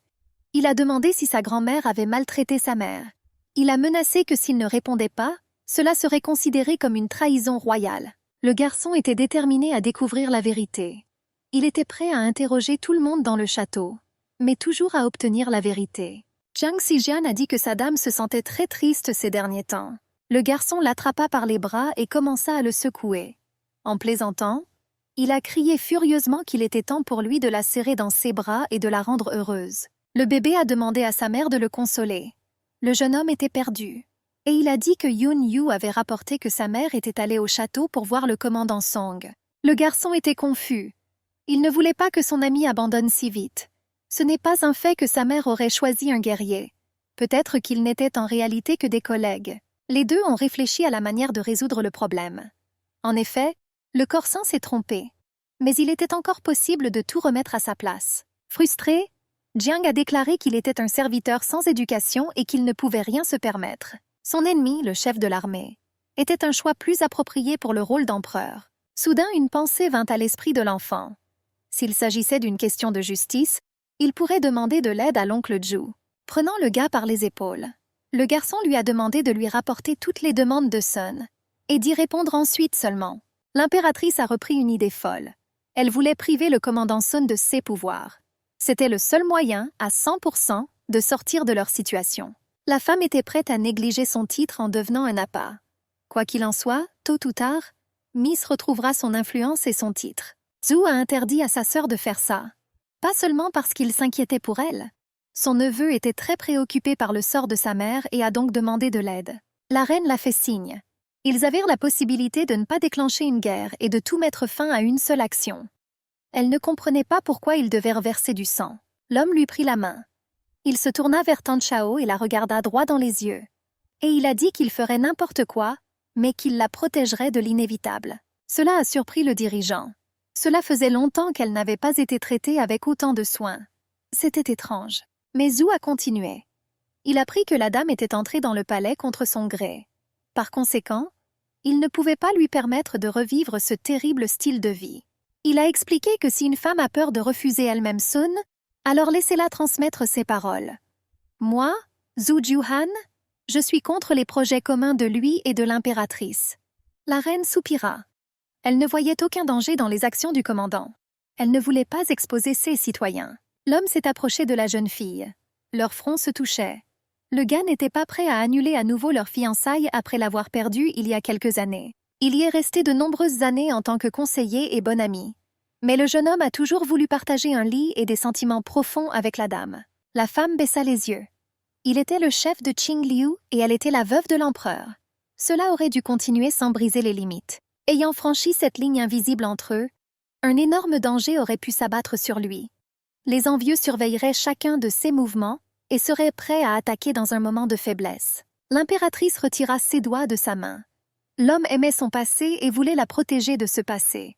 Mais tout a changé, et les jeunes ne pouvaient plus se réunir sans de graves pertes. La jeune fille a perdu sa grandeur et son respect d'antan. Même la mère a fait honte à sa fille pour le manque de honte dans de nombreuses actions du dirigeant. Même cela n'a pas convaincu Zhu de changer d'avis sur leurs fiançailles. L'homme était catégorique sur cette question. Il connaissait le nombre de Miss Consort, tout comme il savait qu'elle n'allait pas cesser d'agrandir son harem. Mais le jeune homme voulait quand même devenir son soutien et sa protection. Le conseiller s'agenouilla et baisa la main de la dame. Il était prêt à attendre dans les coulisses et la décision de madame. La reine recula de 2 pas, un peu plus loin de Zhu. Elle a demandé à abandonner le passé, tout comme elle l'a fait. Et elle a demandé de ne pas aggraver la situation et de laisser se produire ce qui était censé arriver. L'homme s'est rendu compte qu'il était le premier pas vers leur relation. D'un mouvement habile, la cape s'envola jusqu'au sol, laissant le gars torse nu. Les yeux jaunes vifs de la dame s'écarquillèrent de surprise. La femme ne s'attendait pas à une telle tournure des événements et ne trouvait pas les mots. Elle se couvrit le visage avec sa paume. La jeune fille ne voulait pas revenir aux sentiments qui la pesaient. La Miss pouvait aussi recevoir du plaisir des consorts. Sa conscience ne lui permettait pas de gâcher la vie de son ami. Un jour, après un certain temps, il pourrait nourrir une rancune contre le comportement de sa bien-aimée. La dame n'était plus la fille qui rougissait juste à la vue des hommes. Maintenant, d'autres rougissaient à la simple présence de la maîtresse. Zhu pressa la main de la jeune fille contre son cœur. Il a promis de faire de lui tout ce que Tan Chao voulait. La maîtresse renversa son compagnon sur le dos. Elle s'assit dessus et passa son ongle sur la peau blanche de la poitrine de son ami. Elle espérait que cela effrayerait l'homme et qu'il se retirerait. L'impératrice disait qu'au lit, il n'était pas un conseiller, mais son serviteur, comme tous les autres époux. Il devait être obéissant, sinon elle ne serait pas contente. Zhu rougit. Il n'avait jamais été sous la direction d'une femme auparavant et n'avait jamais entendu de telles choses lui être adressées. Mais le jeune homme accepta. Tan Chao se leva et se dirigea vers l'autre bout de la pièce. À cause d'elle, le conseiller pourrait perdre sa réputation et le respect des gens. L'impératrice le respectait ainsi que les parents de la famille Zhu. Un homme amoureux n'aurait pas dû entacher sa pureté et son dévouement au devoir. Zhu s'est levé et a couvert sa poitrine avec un tissu. Il comprit que le refus de Sa Majesté était définitif. Mademoiselle sourit. Le couple devait mettre fin aux relations commerciales entre eux et ne pas s'impliquer dans le conflit entre les autorités et les gens qui aiment leurs dirigeants. La dame conserva le titre de veuve. Au fil du temps, son fils Yuanan deviendrait empereur et sa mère disparaîtrait dans l'ombre, vacant à ses propres affaires et au-delà. En raison de son amour pour son ami, la jeune fille ne voulait pas gâcher l'autorité du jeune homme et négliger sa vie. La jeune fille se détourna et regarda par la fenêtre le soleil couchant. Elle a demandé à Zhu de s'habiller et de quitter le palais Changshin. En partant, le jeune homme a déclaré qu'il serait prêt à entendre sa bien-aimée si la vie de Sa Majesté changeait. Debout sur le pont, Jiu Han était perdu dans ses souvenirs. L'ancien empereur avait besoin d'un conseiller, avec un esprit pur et de bonnes intentions. Il était alors prêt à faire n'importe quel sacrifice pour sa femme. L'homme était le protecteur de la vaillante famille impériale. Maintenant, il était difficile pour le gars de comprendre à quel point la situation avait changé pendant tout ce temps et ce que Tan Shao elle-même était devenue. Mais la dame a promis de ne pas faire de Sun son épouse. Elle n'aurait pas fait cela même si elle n'avait pas eu 3000 hommes dans son harem. L'impératrice se promenait dans le jardin des Sakura avec son garde du corps. Elle se demandait si le défunt empereur aurait pu être au courant de ses fiançailles avec Zhu. C'est peut-être à cause de cela qu'il a fait de ce gars un conseiller et l'a ainsi mis en danger de mort. Jusqu'à présent, la responsabilité de chaque étape incombait à l'homme. Le garde s'inclina. Il n'avait pas le droit de parler des actions et des ordres du défunt dirigeant. Après quelques minutes de silence, la femme se tourna vers ses gardes. Elle s'intéressait à la façon dont les gens du palais pouvaient découvrir les projets de la dame, auxquels elle ne faisait que penser. Les servantes ont admis que c'était Ke Ying qui avait renversé la mèche. Elle faisait confiance à Court Fang, alors elle lui a dit tout ce qu'elle savait. Après tout, même l'épouse Jiang avait parlé de cette affaire à l'empereur. C'était l'essence humaine à laquelle personne ne peut échapper. La reine demanda à la jeune fille d'expliquer ce qui devait être dit et ce qui devait rester secret. Alors que le dirigeant était sur le point de partir, son garde du corps l'appela.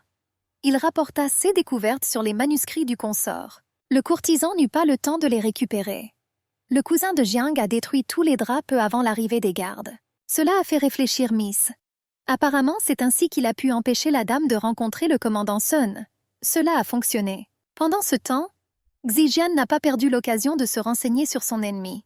Il se cachait beaucoup, car il y avait des vêtements pour se déguiser dans son tiroir. Soudain, l'impératrice entra dans la pièce. Elle était en colère que le gars lui ait envoyé le conseiller Zhu et l'ait empêché de rencontrer le commandant en chef. La jeune fille croisa les mains sur ses épaules et dit avec un sourire malicieux que cet acte ne pouvait pas être un accident. Le conjoint a confirmé sa supposition en admettant qu'il l'avait effectivement fait délibérément. Il a ajouté que le commandant en chef Song est un homme puissant. Il remarqua que Sa Majesté n'apprécierait guère une telle personne. La brune commença à parler du défunt empereur. La maîtresse l'interrompit, l'assit sur le lit et, planant au-dessus de lui ordonna de continuer. Le gaz a poursuivi que si l'empereur décédé avait un esprit vivant au paradis, il ne voudrait certainement pas voir comment Sa Majesté allait à l'encontre des désirs de son cœur. Le blond demanda si, juste parce qu'ils étaient d'apparence similaire, cela lui donnait le droit de raisonner en sa faveur. Se souvenant des paroles de l'impératrice selon lesquelles, puisque l'empereur décédé n'était plus là, elle l'invita à prendre sa place afin de lui faire plaisir. Il a répondu qu'il ne faisait qu'accomplir la volonté de Sa Majesté. La jeune fille a demandé si l'époux pensait qu'elle allait à l'encontre des désirs de son cœur. Le gars pensait que Sa Majesté aurait aimé une personne plus douce. L'impératrice a demandé au gars pourquoi il était si sûr que lorsqu'elle serait seule avec le commandant en chef Song, sa nature brûlante ne s'atténuerait pas. L'impératrice a également demandé à l'homme si elle avait été habituée à ne manger que des légumes depuis des années. Mais, maintenant, elle voulait essayer la viande. Il a répondu que si Sa Majesté voulait goûter la viande, alors lui aussi pourrait changer. Et après cela, il a retourné la fille et l'a survolée. Le gars a dit que peu importe ce que Sa Majesté voulait qu'il soit, il pouvait changer selon ses souhaits. L'époux ne demandait qu'une chose. Si le commandant en chef accédait un jour à des grades élevés, il voulait rester près de Sa Majesté comme un refuge sûr. La brune a dit que si jamais il la fatiguait par sa présence, alors Sa Majesté pouvait simplement le renvoyer du palais. La jeune fille était convaincue qu'elle avait raison en interrogeant le gars à ce sujet. Après avoir reçu une réponse satisfaisante, elle l'informa que ce n'était pas nécessaire. Elle-même méprisait les gens qui essayaient malicieusement de la manipuler, comme s'ils pensaient qu'elle était un oiseau dans une cage dorée. À son avis, Le commandant en chef Song n'atteindrait certainement pas un poste plus élevé s'il n'était pas prêt à lui obéir complètement. Le blond lui demanda s'il était encore inquiet. Il a dit qu'il avait agi de manière imprudente parce qu'il était trop méfiant. Si Sa Majesté estimait qu'il avait dépassé les limites de ce qui était autorisé, il demandait une punition. L'impératrice a déclaré qu'il serait définitivement puni. Sinon, si d'autres concubines du harem emboîtent le pas, cela pourrait conduire au chaos. L'incitation et la tentative d'ingérence dans la conduite des affaires gouvernementales constituent des crimes graves. La fille a dit cela avec une corde à la main. Cependant, il n'a pas été condamné à la peine de mort. Cependant, il n'a toujours pas pu éviter la punition. Il pensait que ce n'était que des préliminaires, une bagatelle. La voix de Jian fut entendue depuis le palais, s'adressant à Sa Majesté. Il a dit que si la reine voulait le punir, alors les serviteurs pouvaient le faire. Mais la maîtresse dit qu'elle ne pouvait pas confier une telle affaire aux domestiques. Elle a continué à enrouler la corde autour du corps de l'époux en faisant des nœuds serrés. Ayant fini avec le corps, la jeune femme attacha une corde autour de la bouche du serviteur. Cela ressemblait à un mort qu'on mettait sur un cheval pour le contrôler. L'impératrice a déclaré que lorsqu'elle a appris cette nouvelle, elle a pensé que sa faveur était la raison d'un tel comportement de la servante. Le consort regarda silencieusement la reine. Elle a ajouté qu'elle n'avait aucun doute sur le fait que l'âme du défunt empereur était entrée de force dans ce corps. La peur brillait dans les yeux du consort. En caressant la corde sur le corps de la brune, la maîtresse a dit que dans ce monde, il y avait des raisons à tout ce qui se passait. Mais elle ne fera rien de mal au jeune homme. Le cœur de Jiang battait à tout rompre, et la dame a seulement serré la corde sur sa poitrine. Elle a dit qu'elle n'avait pas l'intention de visiter le manoir du commandant en chef, mais qu'elle a maintenant changé d'avis. Elle a ajouté que le plan du conjoint n'avait pas fonctionné et lui a jeté une robe. L'impératrice a déclaré qu'il ne pouvait pas deviner ses intentions. Puis elle a ajouté que les gens qui la connaissaient bien comprendraient tout. La dame se lève et se dirige vers la sortie. À la porte, elle s'est retournée et a dit qu'elle le détacherait à son retour. La blonde a décidé que le jeune homme devrait découvrir ce que c'est que de vivre quand les jours vous semblent des mois. Après être partie, elle ordonna aux serviteurs de ne pas déranger le conjoint et de ne pas entrer. Ensuite, la reine appela un serviteur et lui dit d'informer le commandant en chef Sun qu'elle serait avec lui ce soir-là. Triste Jiang a été laissé seul, assis avec la bouche bâillonnée. Il se perdit dans ses pensées. Un oiseau en cage sera toujours un oiseau en cage, pensait-il. Même si c'est une cage dorée. Il se souvint de la façon dont il jouait avec son oiseau préféré, l'appelant Phénix. Pendant ce temps, au domaine Shen, le jeune maître fut informé que Sa Majesté avait quitté sa résidence. En entendant cela, il ordonna de se rendre immédiatement au palais. La reine en colère entra dans le palais du commandant en chef. Elle a demandé si Sun Jong la considérait comme l'impératrice douairière. Sun s'empressa de rassurer la reine, lui disant que cela était nocif pour sa santé. Il l'a invitée à boire quelques verres. Le commandant en chef a proposé de tout régler sereinement, en procédant étape par étape. La dame pensait que ses intentions étaient si évidentes. Puis elle a décidé de jouer avec lui. Elle versa doucement le contenu du verre dans la fleur et fit semblant de tout vider. Satisfait, Sun regarda l'impératrice en se léchant les lèvres. Soudain, un coup de sifflet se fit entendre et le commandant en chef aperçut la pointe d'une épée devant lui. Il fut surpris. La dame a dit que le commandant Song était conscient des mauvaises relations avec la famille Shen.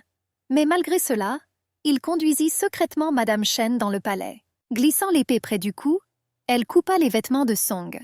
S'approchant de lui de près, l'impératrice lui demanda ce qu'il faisait. Le commandant en chef recula et tomba sur le banc. Tenant l'épée, la dame a déclaré qu'elle avait envoyé le général Xu Pan à Suzhou pour apaiser la rébellion.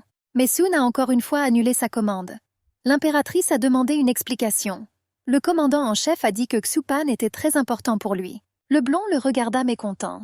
Puis elle demanda si ce général était vraiment si important qu'il était possible de ne pas exécuter elle-même l'ordre de la dame. Sun prit la main de la dame et dit qu'elle était charmante, même lorsqu'il se met en colère malgré son apparence menaçante. Le commandant en chef a déclaré que tant qu'il serait à proximité, la belle pourrait compter non seulement sur le général, mais aussi sur sa vie. Il prit l'impératrice par le menton et lui dit qu'il pouvait tout lui donner. La maîtresse a insisté sur le fait qu'elle n'avait pas besoin de sa vie. Puis l'impératrice se pencha, plaça l'épée entre les jambes de Sun et lui demanda si elle le castrait. Dira-t-il alors oui? Le chef militaire effrayé a fait valoir que Sa Majesté ne voulait pas du tout faire cela. L'impératrice accusa Suna de s'intéresser uniquement à son corps. La maîtresse a assuré que si ce n'était pas le cas, Elle était alors prête à communiquer avec lui jour et nuit.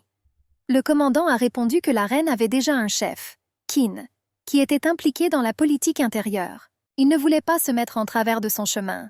Et il a assuré que tout ce qu'il voulait, c'était observer l'impératrice de loin et diriger l'armée pour elle. Levant l'épée sous la gorge de Song, la reine assura que s'il ose la menacer à nouveau comme ce matin, le chef militaire répondit qu'il était conscient de toutes ses erreurs et s'excuse. La dame recula et dit qu'elle était un peu ivre.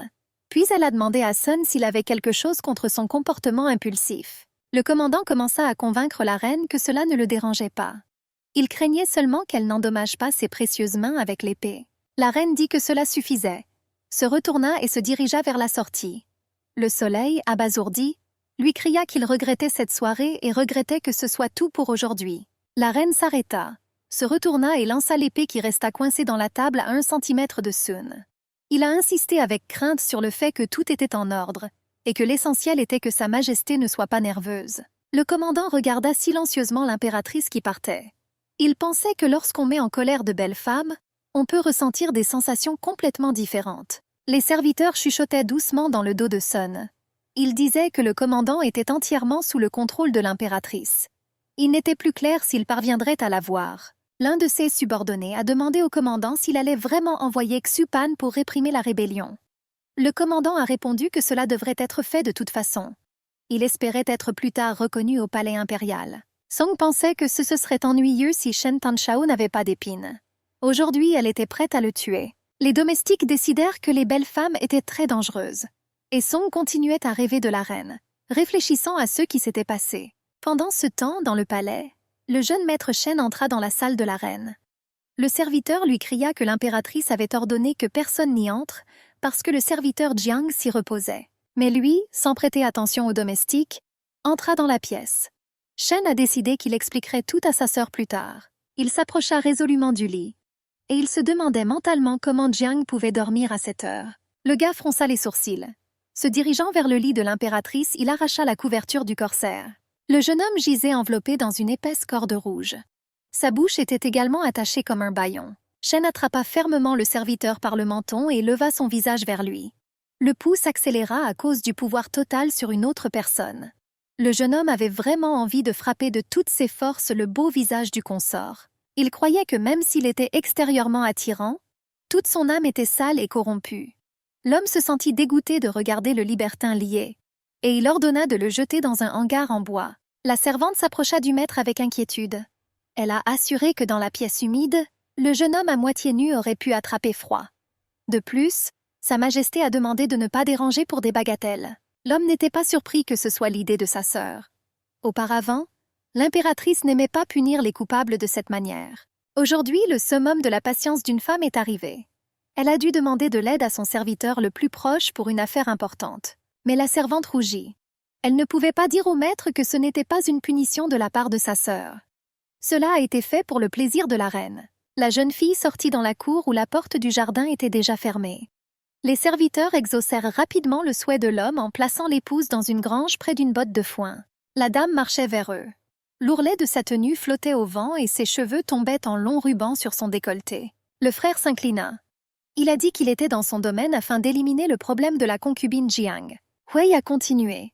Il voulait aider sa sœur à éliminer tous ceux qui lui posaient un problème. L'homme s'est assis près de la fenêtre et a tout entendu. Il ne comprenait pas comment ses instincts à propos de Shen Weiran l'avaient induit en erreur. Après tout, il le traitait avec une hostilité non dissimulée. La dame leva la main pour arrêter le discours de son frère. Les affaires dans lesquelles elle était impliquée ne concernaient que les plus hauts gradés. Le jeune homme comprit qu'il ne voulait pas le voir au palais. Mais il a tenté de raisonner son proche, promettant beaucoup de problèmes si elle ne laisse pas le conjoint de côté. Dans le passé, Milady disait ne pas aimer l'empereur. Cependant, elle était maintenant très intéressée par Jiang Zijian, qui, s'il n'était pas lié à l'ancien dirigeant, lui ressemblait étonnamment. Le frère a déclaré que plusieurs années après la mort du roi, la femme avait l'air très libre et détendue. L'homme a été tué de l'intérieur par la conscience de la douleur de son proche. Il ne voudrait pas que la jeune fille replonge dans de profondes émotions. La dame le prit par les épaules et le regarda droit dans les yeux. Elle a insisté sur le fait que Weiran n'aurait pas dû se tourmenter avec de telles pensées à son sujet. Il essuya ses larmes. La blonde recula, laissant à son frère la liberté de respirer. Il voulait l'aider, pas la priver du droit de choisir. En partant, l'homme a déclaré qu'il avait envoyé sa mère se faire soigner en raison de sa démence. Le frère lui-même quitta le palais sans forcer l'impératrice à le supporter davantage. La jeune fille leva les yeux vers le ciel. Wang avait raison. Elle n'aurait pas dû regarder dans le passé, mais vivre pleinement sa vie. Il était temps d'accepter le présent. La dame a donné l'ordre de détacher le consort Jiang et de l'emmener au hall Keyue.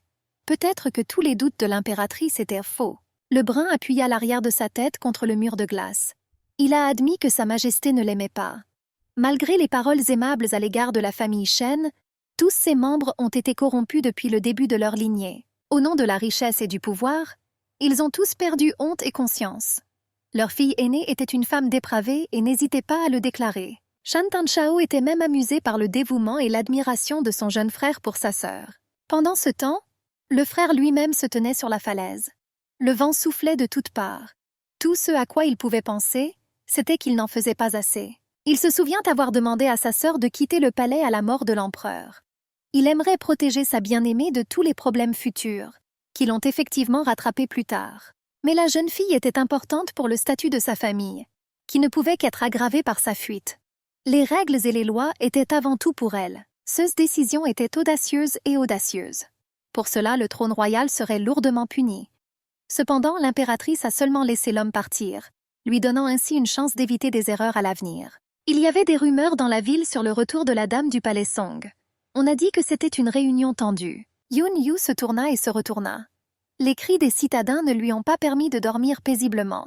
Le gars s'est couvert les oreilles avec un oreiller, essayant d'étouffer les sons. Il n'a pas pu résister et a regardé Jiang. Il aimerait être le même jouet pour l'impératrice, afin qu'elle l'attache et joue avec lui. Il est étrange que Zijian lui-même en ait honte. Le gars s'est installé dans le lit de son voisin. Le jeune homme aimait les marques rouges sur la peau blanche comme neige du consort. Il était même surprenant que la reine ne le gardât pas avec elle. Dans ses rêves, la dame dénouait doucement les nœuds du corps de l'homme et caressait les blessures de la corde rugueuse avec ses doigts. Devant les portes, les cris continuaient à propos de la rencontre entre la dame et le commandant Sun. Ils ont dit qu'ils étaient tous les deux très passionnés et ne cachaient pas leurs sentiments ardents. Se penchant en avant, Jiang a parlé d'une mission importante pour Yu. Il s'écarta et regarda l'homme offensé. Il se demandait pourquoi il devait écouter son rival. Mais pour garder la dame au palais et ne pas laisser une chance à Sun, ils devaient travailler ensemble. 2 jours plus tard, la servante entra dans les appartements de l'impératrice. La jeune fille a rapporté que les choses n'allèrent pas bien pour la concubine Jiang. Elle a expliqué que l'épouse avait de la fièvre depuis 2 jours et que les médicaments ne l'aidaient pas. Très probablement, le gars s'est figé alors qu'il était dans la vieille grange. De plus, l'homme a refusé de dénouer les cordes avant le lendemain, pour que sa maîtresse soit heureuse.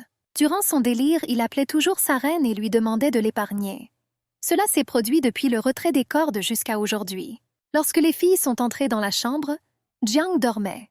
Il venait de prendre ses médicaments et tombait dans un sommeil agité dans lequel il transpirait tellement qu'il fallait changer les draps à chaque fois. L'impératrice s'assit au bord du lit. Dans son sommeil, l'époux marmonnait à propos de sa maîtresse. Et il a demandé de ne pas le haïr.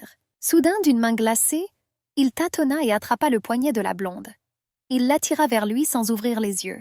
Le gars a demandé à sa majesté de ne pas partir et a gémi de douleur sur tout le corps à cause des blessures et de la fièvre. La dame serra la paume du jeune homme avec ses doigts. Il y a quelques années, une chose similaire est arrivée à Shen Tanchao lui-même. Ensuite, les servantes donnèrent des médicaments à l'empereur et laissèrent des compresses à sa femme. Dès que la jeune fille tendit la main pour mettre le tissu imbibé d'infusion de camomille, le monsieur lui attrapa le poignet. Il s'accrocha au sommet et commença à embrasser le cou de la jeune fille. Cela lui faisait peur, car elle pensait que l'empereur dormait. Mais l'homme était déjà en train d'embrasser le corps de son sujet de toutes ses forces et d'enlever la cape extérieure. Miss essaya de se dégager de ses mains fortes. L'empereur s'arrêta. Il a demandé si la fille ne voulait pas ça. Elle secoua la tête avec peur. La bien-aimée voulait cela avec son dirigeant, mais elle avait peur. Et j'avais peur parce que je n'avais jamais fait ça avec personne. Le jeune souverain caressa le menton de la blonde avec son doigt. Il comprit que la jeune fille était venue pour l'aider, et non pour assouvir son désir. Aussi brusquement qu'il avait commencé, l'homme se leva. J'ai demandé à la blonde de partir, assurant qu'elle n'était plus nécessaire. Déjà, lorsque la jeune fille franchissait le seuil avec un pied, l'empereur disait qu'aujourd'hui elle était particulièrement charmante. La jeune fille se tourna brusquement et partit. Jusqu'à présent, elle avait planifié son évasion de toutes les manières possibles.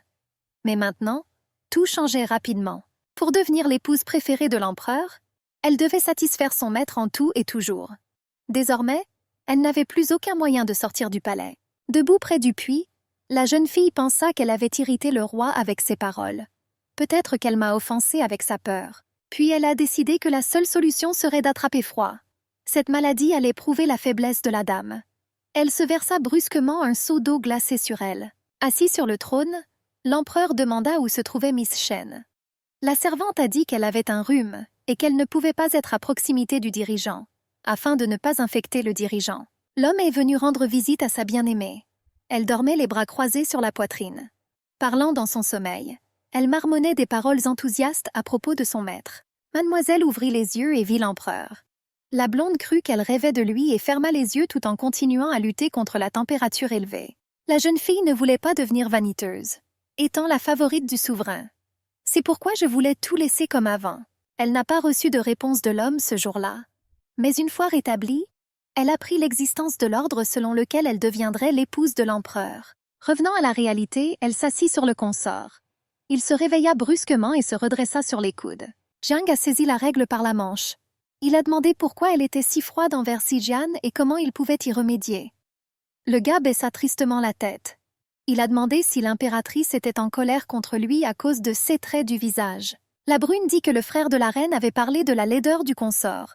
Il a admis qu'il était tellement dégoûté par Miss à cause de cela. Et il lui demanda pourquoi elle n'aimait pas autant l'empereur. La femme s'est levée. Elle a demandé de ne pas alourdir la tête du patient et de ne pas penser à de telles choses. Et elle partit, laissant derrière elle une trace de l'arôme exquis du parfum. Mais le gars est sorti du lit. Il s'est excusé auprès de Miss pour ses questions. Il voulait juste être aimé de sa maîtresse. Attrapant la main de la dame, il l'attira vers lui et ils s'effondrèrent ensemble sur le sol dans une étreinte. Plus tard, ils se sont assis l'un en face de l'autre. Le consort s'est excusé pour ses actes. Il a admis qu'il avait probablement offensé sa reine. Mais la blonde a seulement décidé de dire au jeune homme toute la vérité sur l'ancien empereur. Au début, la jeune fille avait vraiment peur de lui et l'évitait. Mais au fil du temps, ils sont parvenus à un réconfort commun.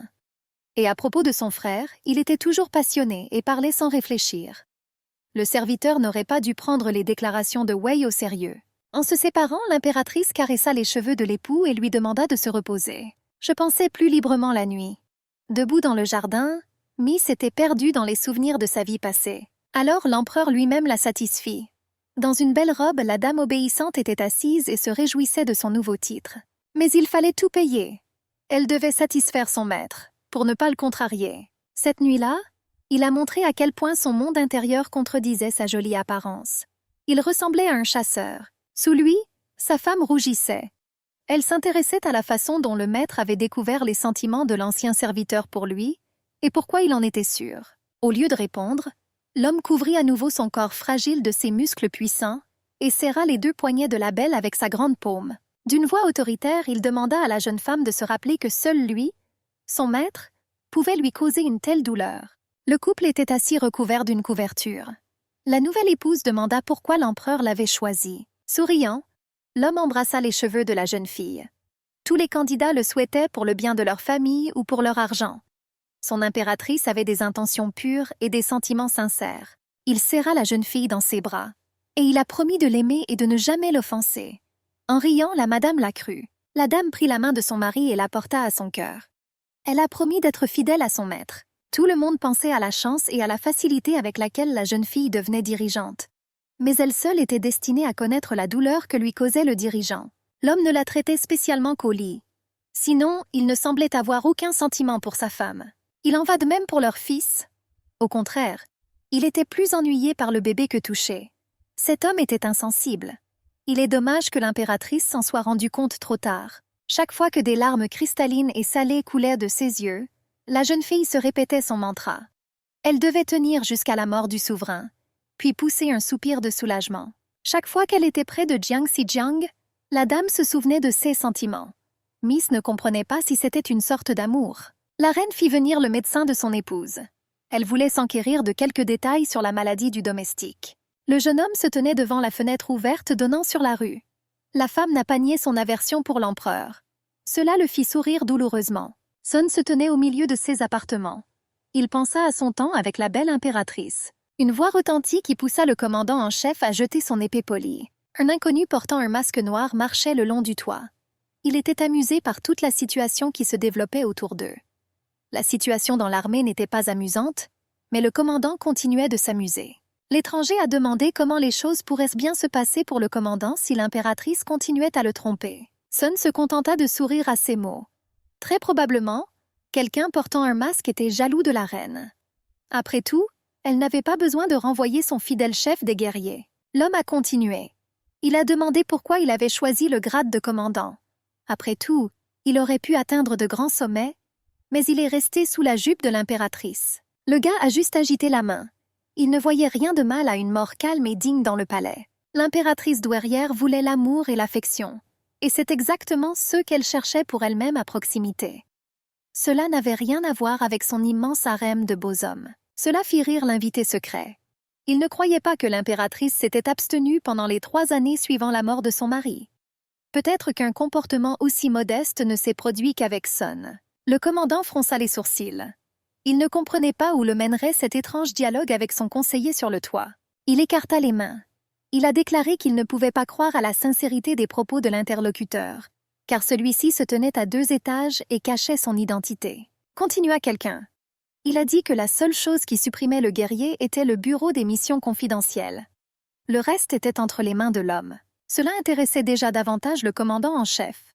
Il a demandé si l'homme connaissait un moyen de tuer Qin et d'éliminer les obstacles sur son chemin. Black Mask a déclaré qu'il savait où se trouvaient tous les documents secrets de l'empereur, évitant ainsi le sujet du meurtre.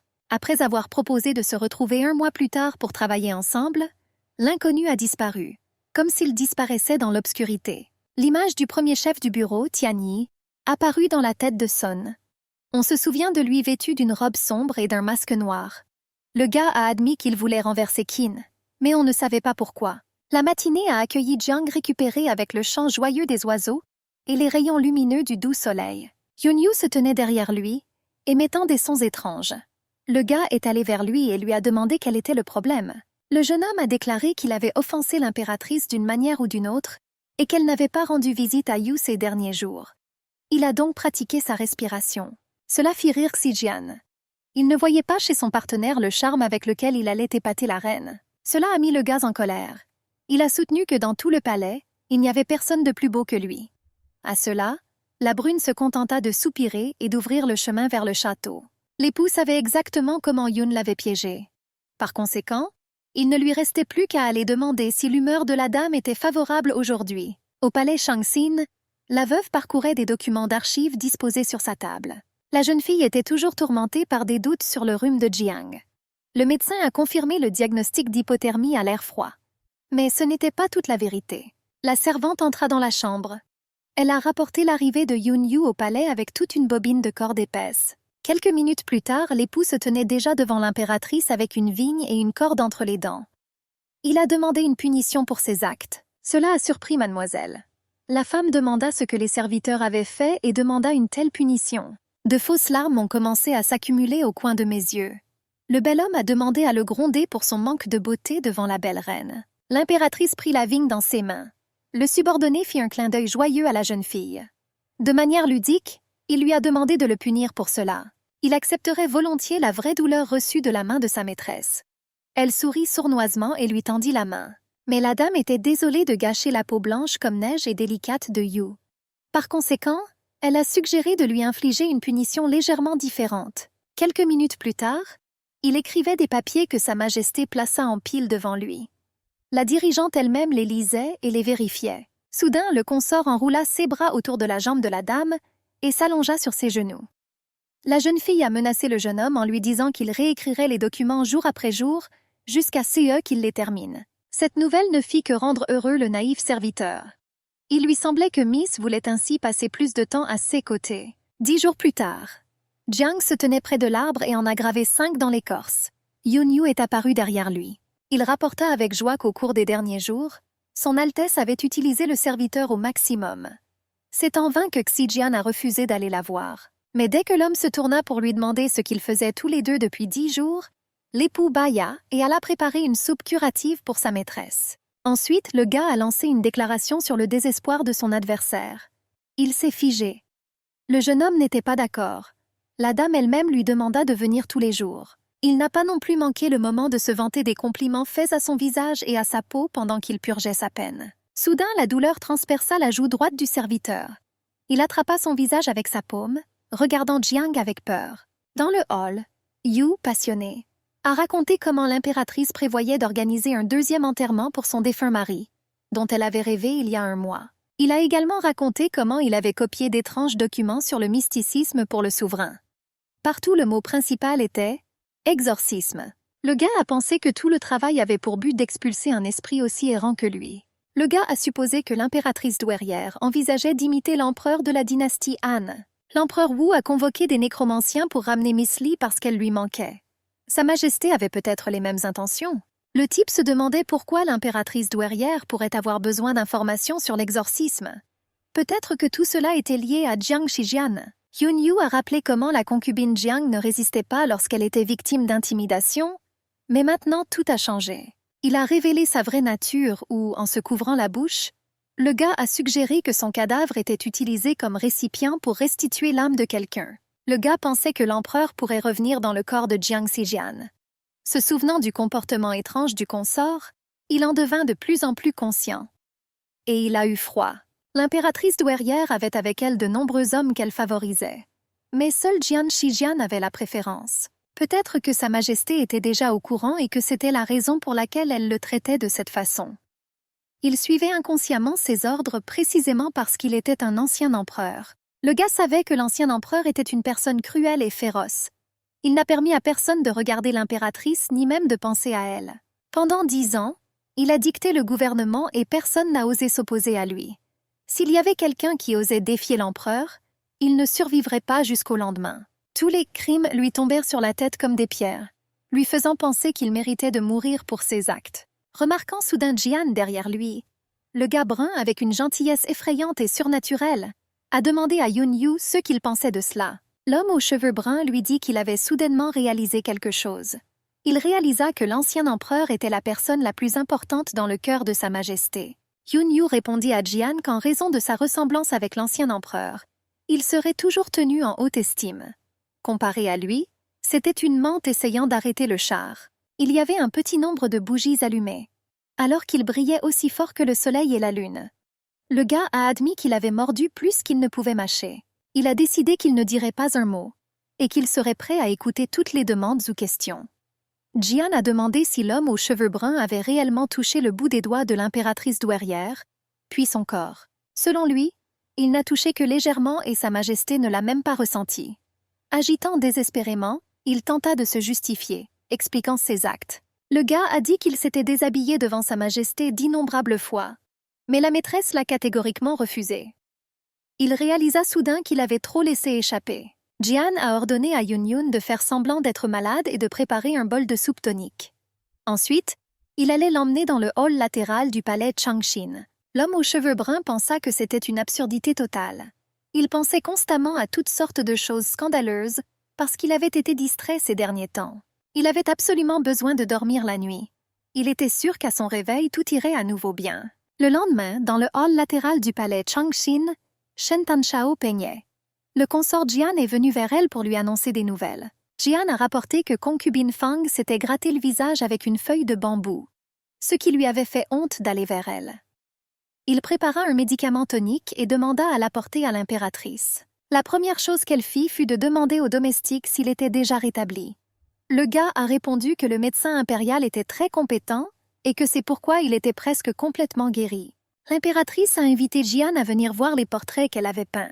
Elle demanda alors à l'épouse si l'ancien empereur serait revenu à la vie par colère si elle les avait brûlés. Cette concubine ne savait pas si l'ancien empereur serait revenu à la vie par colère, mais il savait que Sa Majesté ne l'avait jamais peint. En voyant le visage triste de Jian, la jeune fille réalisa qu'elle ne l'avait jamais dessiné auparavant. Il a également rappelé que Sa Majesté n'était pas apparue dans la salle que Yue depuis plus de 20 jours. La brune pensa que la raison était que Sa Majesté ne voulait plus voir cette concubine. Touchant le visage du gars, elle répondit qu'elle ne pouvait s'empêcher de vouloir voir un visage aussi charmant. L'impératrice ne l'a pas dessiné pour certaines raisons, Sans compter qu'elle dessine rarement, notamment les détails. Au lieu de dessiner sur du papier, elle se sentait plus à l'aise en dessinant sur des gens. Elle a demandé à la concubine si cette proposition lui plaisait. N'osant pas s'y opposer, Jian obéit à la proposition et s'allongea sur le lit sur le ventre. Jetant la cape sur son dos, l'impératrice commença à dessiner. Shen Tanchao a dit qu'elle avait rêvé de l'ancien empereur. Il rapporta que son âme était liée au palais et qu'il ne pouvait pas en sortir. Par conséquent, la blonde a décidé de demander au nécromancien d'effectuer un rituel pour lui. Pendant ce temps, elle dessinait soigneusement un magnifique motif sur le dos de la servante. Elle a noté qu'il ressemblait beaucoup à l'ancien empereur. Lors du rituel, il devait tenir dans ses mains le portrait de l'empereur et lui permettre de prendre possession de son corps. Le gaz a demandé ce qui en résulterait. Après avoir repris le corps, l'ancien empereur pourra-t-il utiliser cette concubine et escorter sa majesté? Jiang a demandé pourquoi attendre jusqu'à aujourd'hui s'il pouvait lui rendre son âme après sa mort. La fille a dit que si les nécromanciens pouvaient refaire cela, alors tout serait comme avant. Le gars sourit après ces paroles et réfléchit. Le gars savait que l'impératrice avait élaboré un plan pour l'expulser de ce corps. Il comprenait aussi qu'elle avait depuis longtemps commencé à le soupçonner après toutes les situations qui s'étaient produites. Shen Tanchao voulait ramener le vrai Jiang Zijian. Elle était vraiment gentille. L'impératrice qui l'a trompée toute sa vie. Lorsqu'elle a décidé d'être si cruelle, elle est devenue comme lui. Comme l'empereur Xi Wuji. Il était prêt à vivre l'enfer si cela pouvait aider sa majesté.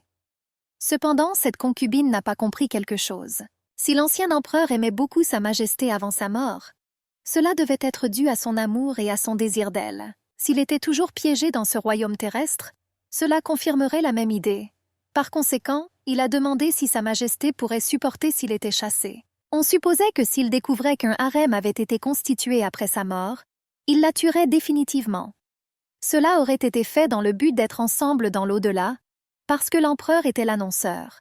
Son âme solitaire irait toujours ici. Ce serait mieux s'il était envoyé là où il devait être. De plus, elle avait Jiang pour l'accompagner. Et c'était suffisant. Après cette déclaration, elle lui a demandé s'il était d'accord avec elle. Assise sur le gars et s'approchant de son visage, l'impératrice précisa que cette partie était destinée uniquement à la concubine. Shen Tanchao aimait vraiment le corps de l'ancien empereur, dit-elle en passant un pinceau avec de la peinture sur le cou du gars. Malheureusement, il ne pouvait pas lui montrer ses faiblesses. Elle n'aimait pas non plus être dominée. Jian était jeune, plein d'énergie et fort. Les réactions aux mouvements habiles de la brosse sur son corps étaient beaucoup plus intéressantes. Chaque mouvement de la brosse faisait trembler son corps et son visage devenait visiblement rouge.